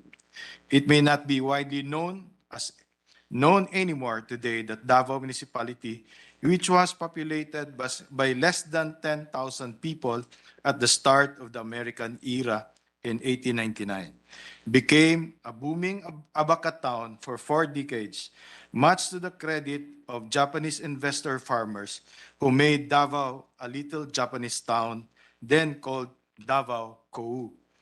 At one point, just before the advent of the war, 26,000 Japanese resided in Davao City. Thus, it may be said that the roots of Davao City as a boom town were planted by the Japanese. And after they left, pioneering migrants from Luzon and the Visayas transferred to Davao to make use of the rich, fertile land that was first tilled and made productive by the Japanese. Attorney Mylene's father, the late lawyer Manuel Monteverde Garcia, was a top-notch, respected national legislator, having sat as an interim Batasang Pambansa Assemblyman, a member of the Parliament at the regular Batasang Pambansa, and three-termer member of Congress from 1992 to 2001. Manuel, or Nonoy, was the minority floor leader of the Commission on Appointments during the last term from 1998 to 2001. After a stellar stint at the Ateneo College of Law, where Attorney Mylene became the first ever lady president of the school's student council and a second honors graduate. She finished third place in the 1990 bar examinations. She could have pursued lucrative career as a private law practitioner, but she chose to eventually go into public service, working her way up from being an executive assistant at the Department of Trade and Industry to legal assistant at the Office of the Presidential Legal Counsel under Attorney Renato L. Cayetano, to Assistant Secretary for Local Government Affairs, and subsequently for Legal Affairs at the Department of Environment and Natural Resources. Then she became the Chief of Staff of Senate Majority Floor Leader Senator Mar Rojas. She was then elected to Congress representing the 2nd District of Davao City for 3 successive terms, the 15th, 16th, and 17th Congresses. And on her last term, she was elected as Deputy Speaker from 2016 to 2019. In Congress, the undersigned had the opportunity to interact with her on several occasions on policy issues and legislative concerns when I was a member of the Commission on Appointments on my last term from 2004 to 2007, when we have committee meetings and plenary sessions here at the Senate. She's a very cordial, intelligent, refined, respectable person, in our conversations in the House of the Senate and in Congress, where she was a colleague of my father, the late Congressman Pedro Malarca Romualdo, during the 15th Congress. Davao City, the third biggest trade center in our country, had its beginnings as a boomtown from the hard work of Japanese farmers a century ago. It is with a deep sense of pride for us to have the first woman ambassador of the Philippines to Japan, the person of Honorable Mylene Garcia Albano, who hails from Davao City. She understands the high esteem and deep value of the Japanese government and its people to the Philippines. She respected the contributions of the innovative Japanese people that turned Davao into a boom municipality then, and how Davao has evolved now with a very rich culture and heritage. It is therefore my honor to strongly recommend our unqualified support, and second, to Attorney Mylene Garcia Albano to become our next ambassador to Japan. Mr. Chair, may we now recognize Representative Ferge Biron? Our distinguished colleague from the province of Iloilo, Congressman Ferge Biron, is recognized. Mr. Chairman, my dear colleagues of the Commission on Appointments, Attorney Mylene Garcia Albano is the first female nominee whose appointment is to be confirmed since we first assembled. And once appointed, she shall be the first female ambassador to of the Philippines to Japan. In this milestone, I am therefore eager to express my full support to the confirmation of the ad interim appointment of Attorney Mylene Garcia Albano as Ambassador Extraordinary and Plenipotentiary to Japan. Attorney Garcia Albano excelled all her life. She took up law in Ateneo de Manila University School of Law, where she was a consistent Dean's Lister. She was dubbed the first female president of the student government, graduated with second honors, and thereafter ranked third place in the 1990 Philippine bar examinations, garnering an impressive grade of 100% in remedial law. Notably, she was the only woman among the top 10 bar top-notchers in her time. Beyond academic excellence, she has a natural proclivity to leadership. In recognition thereof, she was awarded the Evelio Javier Leadership Award in law school. She is also she was distinguished for her work in both public and private sectors through her experience working in the Department of Environment and Natural Resources under prominent politicians and in reputable law offices. She has honed herself in the field of law, human affairs, management, and legislation, which I believe are skills that are useful in the performance of ambassadorial functions. She reportedly gave up pilots when she joined politics and served as representative of the 2nd District of Davao City for 3 consecutive terms during the 15th, 16th, and 17th Congresses. Nevertheless, I am certain that she will still be flexible enough to maneuver the processes and operations of the Philippine Embassy in Japan. A woman of substance to the core, Attorney Garcia Albano is without doubt competent to be Ambassador Extraordinary and Plenipotentiary to Japan. With a feminine touch, she can efficiently discharge the duties of an ambassador, work for peace, support prosperity, and extend aid and protection of the state to Filipino citizens, travelers, visitors, and residents alike in Japan. I truly believe that the representation of the state in the shape of a woman, such as Attorney Garcia Albano, will be a successful feat in a country dominated by men. I therefore second the confirmation of the ad interim appointment of Attorney Mylene Garcia Albano as Ambassador Extraordinary and Plenipotentiary to Japan. Thank you, Mr. Chair. Mr. Chair, may we now recognize Representative Rodante D. Marcoleta? Congressman Rodante Marcoleta of the party list Sagip Pamilya man, is recognized. My distinguished colleague. Mas nakikita kita rito, Mr. President. Sir President, distinguished colleagues, the good diplomatic relations between the Philippines and Japan has resulted in extensive work in development cooperation in a broad range of areas, including infrastructure, energy, maritime security, disaster management, agriculture, health, education, and peace and development in Mindanao. By far, Japan has been and continues to be one of the biggest supporters of the country, and with such President, the forging of even stronger ties in the face of the current global socio-political climate cannot be overemphasized.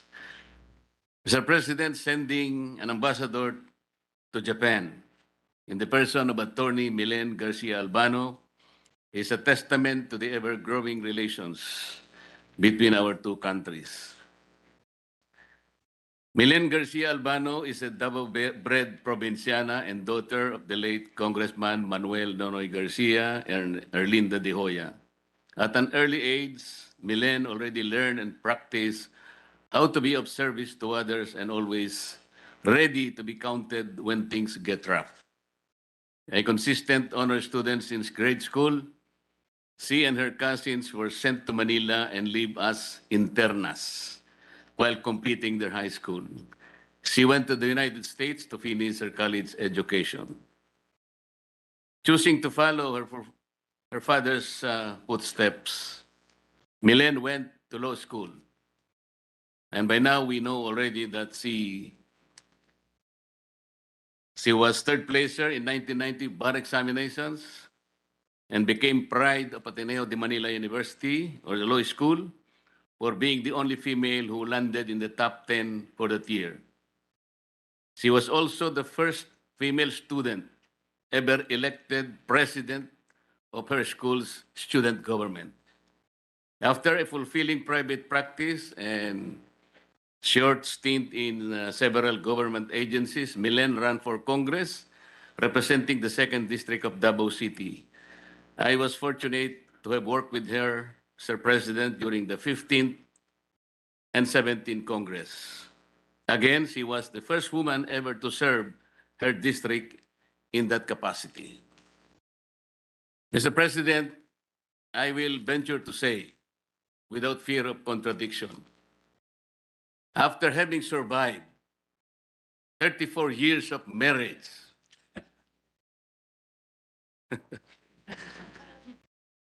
and more than that, Mr. President, after taming and domesticating her naughty, restless, flamboyant, rambunctious, exuberant governor of Isabela, I think that is already a feat in itself, Mr. President.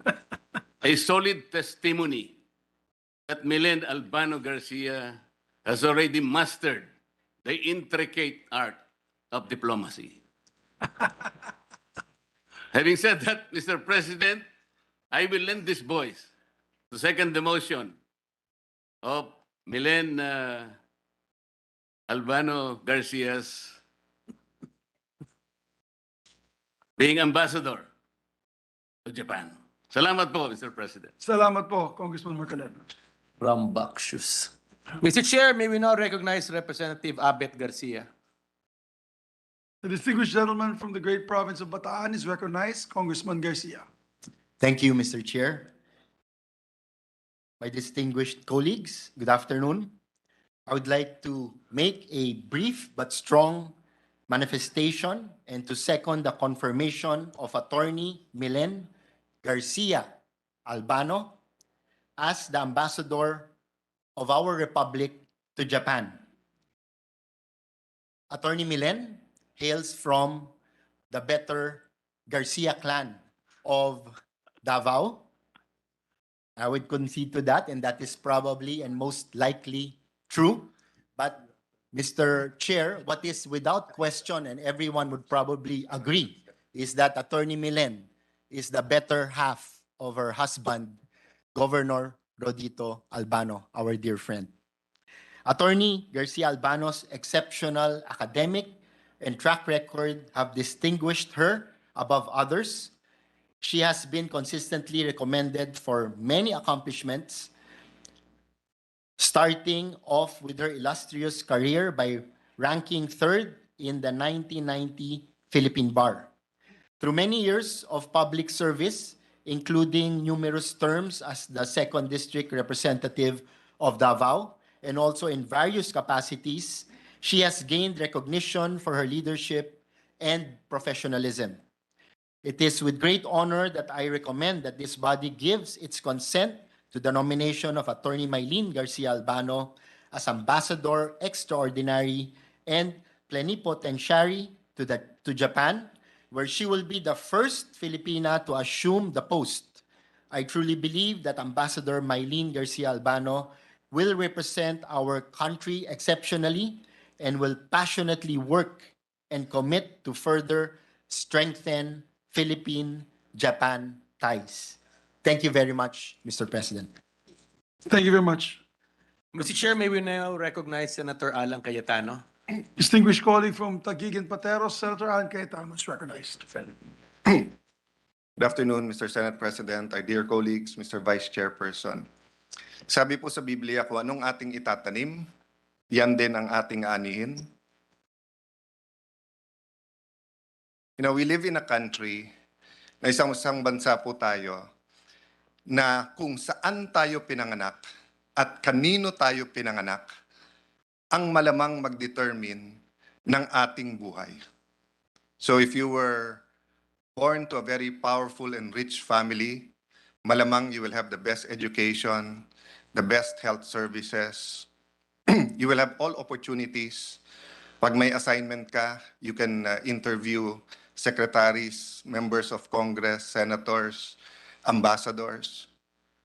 But even if you were born to a well-to-do family, kung hindi ka sa malalaking syudad, kung medyo sulok-sulukan ka ng Pilipinas, pinanganak, at kahit na medyo makapangyarihan ang pamilya mo doon, kung ang peace and order situation doon ay hindi masyadong maganda, maaring bala, bullets instead of books ang nasa kamay ng iyong mga anak. So I mentioned this, Mr. Senate President, because after listening to the qualifications, the experience of our nominee, everyone is convinced that she's the right person for the job. But sitting here and discerning about our future, you know, first, I'd like to again pay tribute to Prime Minister Abe. During the time that the Philippines and the US had a rock relationship in the Duterte administration, the Japanese stepped up. Prime Minister Abe played the role of bridging, which was the exact opposite of World War II, where the US and the Philippines were the close allies and our enemies was the Japanese. And I'll go back to that later. Exact opposite then nung Commonwealth, that the Philippines was said to be one of the best positioned countries. Second lang tayo sa Japan noong 1960s. Pero ang Japan, after the atomic bombs, ay dapang-dapa. So I'd also like to pay tribute to Ambassador Laurel. He did an incredible job. If there's one person that I think could do the same or even better, it's, of course, our nominee here today. She's the perfect person for the job. But Ambassador Laurel did an extraordinary job, you know, of building those bridges, strengthening those bridges. Kung titignan niyo po, napaka-importante pong post, and let me speak as a former Secretary of the Foreign Affairs Department. Lahat po kasi nasa Japan eh. Yung ating historical ties, sabi natin Christian nation tayo. Eh paano tayo magiging Christian nation if we cannot love our enemies? So from a very bitter past, I remember the Senate President is my batchmate. If we talk to our grandparents about the Japanese or tell them na magpa-partner ka, talagang babatukan ka, pagsasabihan ka, because yung atrocities nung time na yon, no? Yung horrors of the war, of the death march, di ba? Of what was done to Filipinos and of course to Filipinas during that time, no? But over the years, we found a way to love our enemies, and the Japanese have found a way to go beyond reparations. And if you look at the economic, for example, side, you go to the airport, Japanese aid, financing, and technology. You go to our trains, karamihan yan, Japanese pa rin. You talk about different kind of technologies from agriculture to manufacturing and everything. Japanese pa rin yan, no? But if you look at OFWs, from the 80s, no, nag-graduate na tayo dun sa mga problematic areas katulad nung Japayuki era, no? Ngayon makikita mo mga premium ang mga trabaho sa Japan, even po doon sa agriculture. Mahirap na trabaho, pero ang turing sa mga Pilipinong nandun parang mga anak. Pagdating sa security, although sa constitution ng Japan, di ba, may limitation sila. But from equipment to our coast guards to training, lahat po ng pwedeng gawin, lalo po sa ating mga maritime issues and problems and challenges ngayon. Even sa sharing ng intelligence po, nandyan sila. Pagdating po, taga Mindanao ang ating Senate President and many of our members here. The Japanese have always been involved in peace and development in Mindanao, no? Barm, especially. Yes, Barm. in areas that were very contentious, no? Yes. So my point is, Mr. President, kung gusto natin baguhin ang Pilipinas, the friendship of Japan and the Philippines is very important. The model of Japan na dapan-dapa after the war, but within 30 years, with one generation, one of the strongest economies in the world, no? Makikita mo po sa atin, nung nag-announce ng educational assistance, grabe po ang tulakan, grabe po ang pila, grabe po ang banatan sa social media nung nag-announce ang DSWD ng assistance. Sa Japan, makikita mo, nagka-tsunami na, nasusunog na yung bahay, sugatan na, nakapila pa rin yung mga tao. At may disiplina pa rin, no? I won't go into ROTC, that's a different issue at napakaraming mga general na nasa likod ko. But ang point ko po is that the relationship of Japan and the Philippines can be a roadmap, the histories of the two countries, no? So for me today, it's also a roadmap because I started out with a relationship as a brother kay Governor Albano. Then he turned out as an enemy for a few months. But through his wife, we are now friends again and hopefully on the road to recovery. I will not disagree with the Vice Chairperson out of parliamentary courtesy and interparliamentary courtesy when he called the governor brutally handsome. I will just say that beauty is in the eyes of the beholder. Okay. But having said that, my father, Senator Rene Compañero Cayetano, has always found beauty in diligence, hard work, creativity. Ang panahon nila, di pa uso nun lahat ng mabilis. Di pa uso nun yung microwave, instant messaging and everything, no? And Ambassador Mylene, my father was always proud of her. And if he was here today as a senator, I'm sure he would say that he's proud of you, Ambassador to be Albano. So in behalf of the minority, we also endorse her confirmation. Thank you, Mr. Senate President. And Maraming Mr. Chair. salamat. Maraming salamat. Mr. Chair, on the part of the majority, we support the nomination of Ms. Mylene Garcia Albano as Ambassador Extraordinary and Plenipotentiary to Japan with the salary and emoluments of a Chief of Mission. I will, ipigilan ko na lang po ang sarili ko to say things about Rod, but all I can say is the Philippines is in good hands with Ambassador Mylene. Maraming salamat and I so move, Mr. Chair. Yes, if I may also give just a few short remarks. I've known Mylene for a very long time because, first of all, I had the honor and privilege to serve with her father in the 11th Congress, together with Alan Cayetano, Congressman J.J. Romualdo, and Senator Amy Marcos. We were all members of the 11th Congress. And then with your brother, Vince Garcia, who will never, to this day, never forget to send me jokes on text message. And you're considered, the family, gentlemen and ladies, are considered as royalty in Davao, as one of the hijos de Davao. And because of that, she followed in an illustrious career as a three-term congresswoman of a district in Davao. And what is the gain of the foreign affairs as a as an ambassador? It's actually a loss, if you ask me, for the executive department, because I really think that she would have been a great secretary of cabinet rank. Sayang, but we're sending her to Japan, which is an equally important mission, as already mentioned by my colleagues, Senator Cayetano and the other members. Your appointment to that post, Madam, is very historic. You're the first woman ambassador to Japan. That will be in the history books of this nation. And at the same time, you bring to the table a brilliant mind, top of her class, and also a bar top-notcher. And she also has a heart for the people. It's a combination of EQ and IQ. Very difficult to find in people. Some people have a lot of IQ, no EQ. Some people have a lot of EQ, very little IQ. This is a perfect combination. Yes, sabi ko sayang, magaling sana tong cabinet secretary. But I'm sure as ambassador to Japan, you will be a great mother to our OFWs there. I'm sure they're looking forward to having a mother this time to take care of the tens of thousands of OFWs in Japan.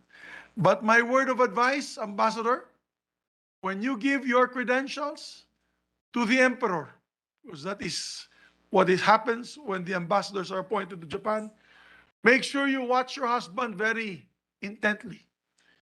Keep him away from the cherry blossoms and the koi gardens, the koi ponds. And that is a joke that only us legislators know. But also, I'd like to congratulate your husband because he's a dear friend, member of the Northern Bloc, as well as a classmate of the 11th Congress. So I'm sure you're in good hands whenever you visit. When we visit Japan and all our OFWs there, will be in need of your assistance. Ambassador Mylene will be an extraordinary ambassador. So with that, without further ado, there being no objection to the appointment or nomination of Mylene Garcia Albano as Ambassador Extraordinary and Plenipotentiary to Japan with the salary emoluments of Chief of Mission Class 1, we hereby give the consent. Congratulations po.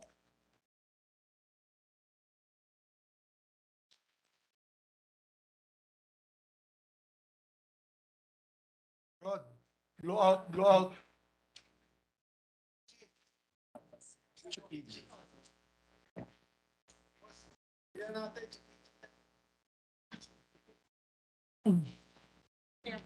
May we proceed, Your Honors, as we have a session in the Senate in a bit.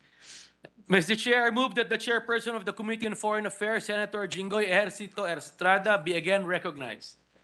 Senator Jinggoy Ejercito Estrada is recognized. Thank you, Mr. Chair. Is our next nominee still awake?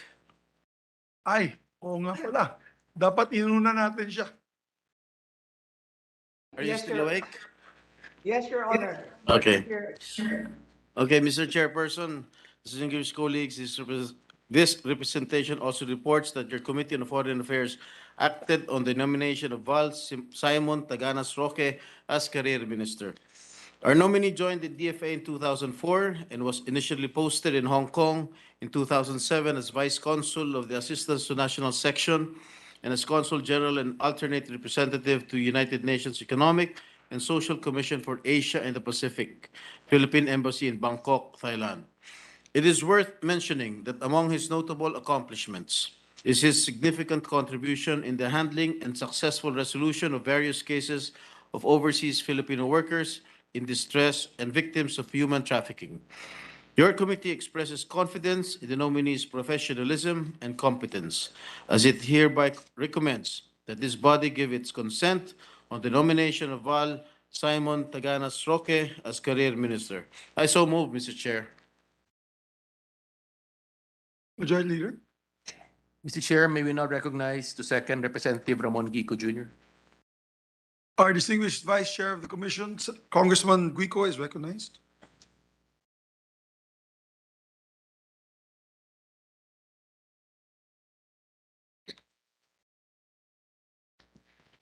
Mr. Chair, and my esteemed colleagues, this representation would like to second the motion on the recommendation for the Commission to give its consent to the nomination of Val Simon Taganas Roque to the rank of Career Minister. Mr. Roque has been noted, cited, and commended for his valuable work in the successful handling of various cases and repatriation efforts concerning our distressed overseas Filipino workers in Hong Kong and Thailand. Our nominee's passion and dedication to work and to serve our fellow countrymen must have always occupied his every moment of every day, making him forget his love life and remain single until today. Single pa siya eh. But don't preach single blessedness is a noble vocation just like a married life is. Mr. Chair, my esteemed colleagues of this body, I take pride of this very hardworking, competent, and intelligent diplomat, and to it's my privilege to second the recommendation for the Commission to give its consent to the nomination of Val Simons Taganas Roque to the rank of Career Minister. I so move, Mr. Chairman. Mr. Chair, on the part of the majority, we give its consent to the nomination of Mr. Val Simon Taganas Roque as Career Minister. Mr. Chair, on the part of the minority, we support the confirmation of for Career Minister, Mr. Val Roque. Thank you very much, gentlemen. Without further ado, so that this gentleman can sleep, I think it's 4 or 5 a.m., 7 a.m. So he was up all night. And we thank him for his patience. There being no objection to the motion of the majority leader, the Commission hereby gives its consent to the nomination of Mr. Val Simon Taganas Roque as Career Minister. Congratulations, sir. Mr. Chair, may we now proceed to consider the recommendation of the Committee on National Defense on the ad interim appointments of 50 general and senior officers of the Armed Forces of the Philippines. I so move, Mr. Chair.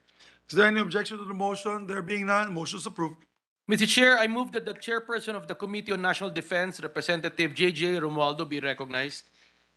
The distinguished gentleman of the beautiful island province of Camiguin, home of Mount Hibuk-Hibuk, Congressman J.J. Romualdo is recognized. Thank you, Mr. Chair. Mr. Chairman, distinguished members of the Commission on Appointments, good afternoon again. This representation as chairman of the Committee on National Defense presided over a public hearing this morning to deliberate on the 50 ad interim appointments of general and senior officers in the Armed Forces of the Philippines. Your committee, after deliberating on their qualifications and fitness during the public hearing, determined that they are fit and qualified to be promoted to the ranks where they are appointed, and therefore ruled to recommend to the plenary for the Commission on Appointments to confirm their ad interim appointments. Mr. Chairman, I move that the Commission confirms the ad interim appointments of 50 general and senior officers of the Armed Forces of the Philippines, namely Ramon J. Giang to the rank of Major General, Jose Randolph M. Sino Cruz to the rank of Brigadier General, Eugenio C. Boquio to the rank of Brigadier General, Stephen V. Agtoto to the rank of Brigadier General, Vicente M. Ronatay to the rank of Brigadier General, Joseph Norwin D. Pasamonte to the rank of Brigadier General, Proceso S. Ribancos to the rank of Brigadier General, Rocky J. Binag to the rank of Brigadier General, Romel P. Roldan to the rank of Brigadier General, Ahmad U. Omar Jr. to the rank of Brigadier General, Randy F. Fahilagutan to the rank of Brigadier General, Vincent B. Incognito to the rank of Brigadier General, Jasper Edward D. Obar to the rank of Colonel, Philippine Army, Cresanto G. Prado to the rank of Colonel, Philippine Army, Jumedes P. Balino to the rank of Colonel, Philippine Army, Egberto O. Dacoscos to the rank of Colonel, Philippine Army, Eugene F. Lague to the rank of Colonel, Philippine Army, Leon L. Ongao Jr. to the rank of Colonel, Philippine Army, Arwin A. Payot to the rank of Colonel, Philippine Army, Juvenal Mark T. Tayamen to the rank of Colonel, Philippine Army, Ulysses V. Lode to the rank of Colonel, Philippine Army, Alan Peter D. Rodio to the rank of Colonel, Philippine Army, Romel R. Abayon to the rank of Colonel, Philippine Army, Alan J. Tabudlo to the rank of Colonel, Philippine Army, Estrelito P. Romero Jr. to the rank of Colonel, Philippine Army, Noel A. Abelo to the rank of Colonel, Philippine Army, Melchor John P. Pelobilio to the rank of Colonel, Philippine Army, Elmer A. Wamil to the rank of Colonel, Philippine Army, Lisa B. Batistil to the rank of Colonel, Philippine Army, Judith B. Luayon to the rank of Colonel, Philippine Army, Greg P. Gesto to the rank of Colonel, Philippine Army, Jerry H. Uwele to the rank of Colonel, Philippine Army, Dato Luna D. Dilangalen Jr. to the rank of Colonel, Philippine Army, Jesril J. Diagmel to the rank of Colonel, Philippine Army, Madeline D. Didi Guzman to the rank of Colonel, Philippine Army, Richard R. Esmeralda to the rank of Colonel, Philippine Army, Alfredo C. Del Rosario to the rank of Captain, Philippine Navy, Thomas Ryan R. Sigin to the rank of Colonel, Philippine Air Force, Peter George R. Gelecame to the rank of Colonel, Philippine Air Force, Gary L. Atienza to the rank of Colonel, Philippine Air Force, Romar A. Canonisado to the rank of Colonel, Medical Administrative Corps, Jose Alan P. Mendoza to the rank of Colonel, Dental Service, Harvinio Omar E. Velenia VI to the rank of Colonel, Dental Service, Pavina R. Aguinaldo to the rank of Colonel, Medical Corps, Mylene T. Panganiban to the rank of Colonel, Medical Corps, Jenaline B. Balauro to the rank of Colonel, Nurse Corps, Rachel P. Servito to the rank of Colonel, Nurse Corps, Marbeth D. Avelino to the rank of Colonel, Nurse Corps, Janice N. Batisla Ong to the rank of Colonel, Nurse Corps, Elaine Inivera to the rank of Colonel, Nurse Corps. That's all, Mr. Chair. I so move. Mr. Chair, may we now recognize to second the nomination, Senator Lauren Ligarda. Our distinguished Senate President Pro Tem, member of this commission, and former representative of Antique, Senator Lauren Ligarda is recognized.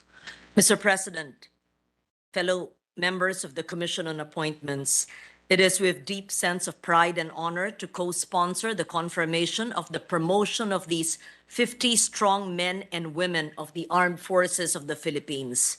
Their presence in this chamber does not only validate that they are fit and qualified as they rise in the ranks of the AFP organization. The sound of the gavel today is also a manifestation of their loyalty to our flag as faithful defenders and movers of our democracy all these years.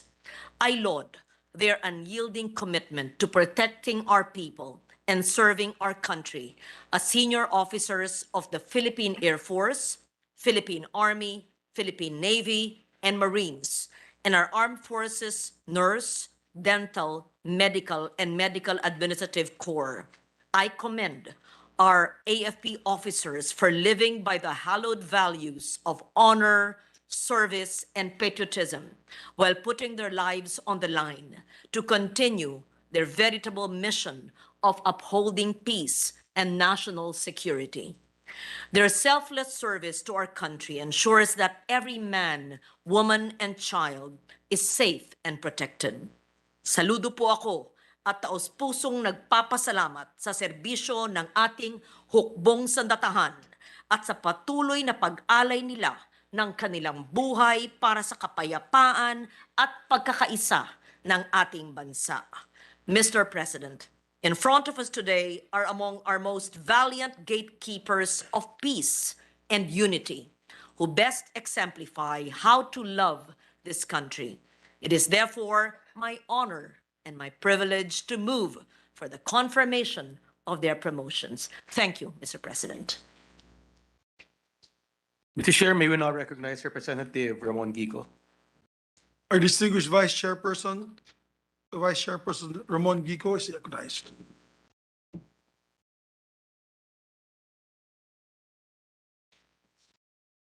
Mr. Chairman, esteemed members of the Commission, once again, good afternoon. I would like to manifest my full support for the confirmation of the ad interim appointments of the 50 brave men and women officers of the Armed Forces of the Philippines present today. I wish to express my profound gratitude to the appointees for their valuable service to the Filipino nation. I applaud your accomplishments and courage, both in the battlefield and in your non-combatant missions. Please continue to serve your country with passion so that our countrymen will always enjoy the peace and unity they deserve. Mabuhay po kayo. Mr. Chair, may we now recognize Representative Greg Gasataya. Our distinguished colleague from Bacolod City, Congressman Greg Gasataya is recognized. Thank you very much, Honorable Chairperson. Distinguished colleagues, ladies and gentlemen, mayong hapon kisanan. It is this representation's pleasure to second the confirmation of the ad interim appointment of Brigadier General Stephen Vidor Agtoto. Mr. Chairperson, Your Honors, Brigadier General Agtoto and this representation share very similar roots in Bacolod City. We grew up in the same neighborhood in Burgos Street and spent elementary and high school, our formative years at the West Negros College, now University, and at the Maranatha Christian High School in the City of Smiles. He graduated high school at the top of his class in the batch immediately succeeding that of this representation. Raised by a pastor and a teacher, Brigadier General Agtoto surely lived up to his parents' expectations and became the stellar, disciplined army man and academic that he is today. Mr. Chairperson, aside from ranking 13th out of 241 in the Philippine Military Academy batch of 1994, and taking up and finishing with flying colors countless military courses, Professor Brigadier General Agtoto also finished his masteral and doctoral degree in public management in 2016 and 2019, respectively, from the University of the Philippines. He likewise holds another master's degree in public management, concentrating in development and security from the Development Academy of the Philippines in 2019. Honorable Chair, Your Honors, Brigadier General Agtoto, the current Dean of the Corps of Professors of the AFP, is first in the seniority and lineal list of captains, colonels, Corps of Professors, regular component when they were recommended for promotion to Brigadier General. This gentleman, Mr. Chairperson, distinguished colleagues, is a recipient of 22 military merit medals, has 13 military commendation medals, including a Military Civic Action Medal, Outstanding Achievement Medal, Distinguished Service Star, and parangal sa kapanalig ng sandatang lakas ng Pilipinas throughout his 32 years in the military service. Your Honor, knowing the nominee personally and knowing his professional capacity since we were kids, it is my honor, Mr. Chair, that this representation will second the motion for the confirmation of the ad interim appointment of Brigadier General Stephen Agtoto, as well as the 49 other appointees. Salamat po, Honorable Chair. Thank you. Mr. Chair, may we now recognize Senator Bongo? Our distinguished colleague from Davao City, Senator Bongo, is recognized.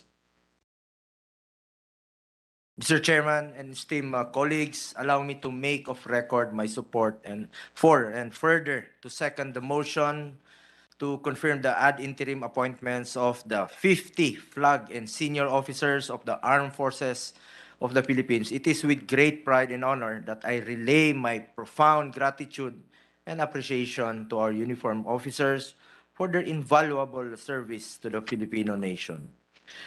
Our country will forever be grateful for your unparalleled service to the Filipino people and for continuously ensuring our safety. Ako po ay taus-pusong nagpapasalamat sa inyong lahat, sa inyong walang katulad na katapatan at pagsiservisyo sa ating bayan, lalo na po sa panahon ng pandemya. Patuloy niyo lang pong pagserbisyuhan ng ating mga kababayan at unahin ang interes ng bayan at interes ng gobyerno. Maraming salamat at mabuhay kayong lahat. Mr. Chair, on the part of the majority, we support the ad interim appointments of the 50 general and senior officers of the Armed Forces of the Philippines. Thank you. There's also Senator Tolentino is raising his hand as well. Sorry. May we now recognize Senator Francis Tol Tolentino? Mr. President, I associate myself with our esteemed colleagues who earlier seconded the motion to confirm the nomination of this gallant 50 men and women behind us today. I was privileged likewise, Mr. President, more than 8 years ago to have been standing there and I was confirmed as a Brigadier General. And now I know how it feels, Mr. President, but these men and women behind us has one step and one hard work character ahead of us. And they have imbibed in their hearts, in their daily lives, the concept of integrity, honor, and valor. For those reasons, Mr. President, I join our esteemed colleagues in supporting all these men, sons, the proper equipment, lack of resources, among others, yet they have shown that spirit which was started 86 years ago when the Armed Forces of the Philippines was founded. I so move, Mr. President. Thank you, General Tolentino. Mr. Chair, on the part of the majority, we support the ad interim appointments of 50 general and senior officers of the Armed Forces of the Philippines. Mr. Chair, on the part of the minority, we support the confirmation of the ad interim appointments of the 50 general and senior officers of the Armed Forces of the Philippines. Thank you, Majority Leader, if I may as well. Once again, I would like to just put on record our deep appreciation of the service that each and every one of you, ladies and gentlemen of the Armed Forces, give to our country. We are here today in plenary session because of the sacrifices you made and the freedom of speech and the democratic way of life that we are enjoying is because of our men and women in uniform. Maraming salamat sa inyong lahat. With that, the Commission confirms the ad interim appointment of the 50 generals and senior officers of the Armed Forces of the Philippines. Congratulations, gentlemen and ladies. Majority Leader. Mr. Chair, there being no other matters to discuss, I move to adjourn. Before we adjourn, we'd just like to ask the ambassador and the other members of the DFA to join us for a picture photo opportunity, there which after we'll ask the generals as well. There being no objection to the motion of the Majority Floor Leader, the session is adjourned.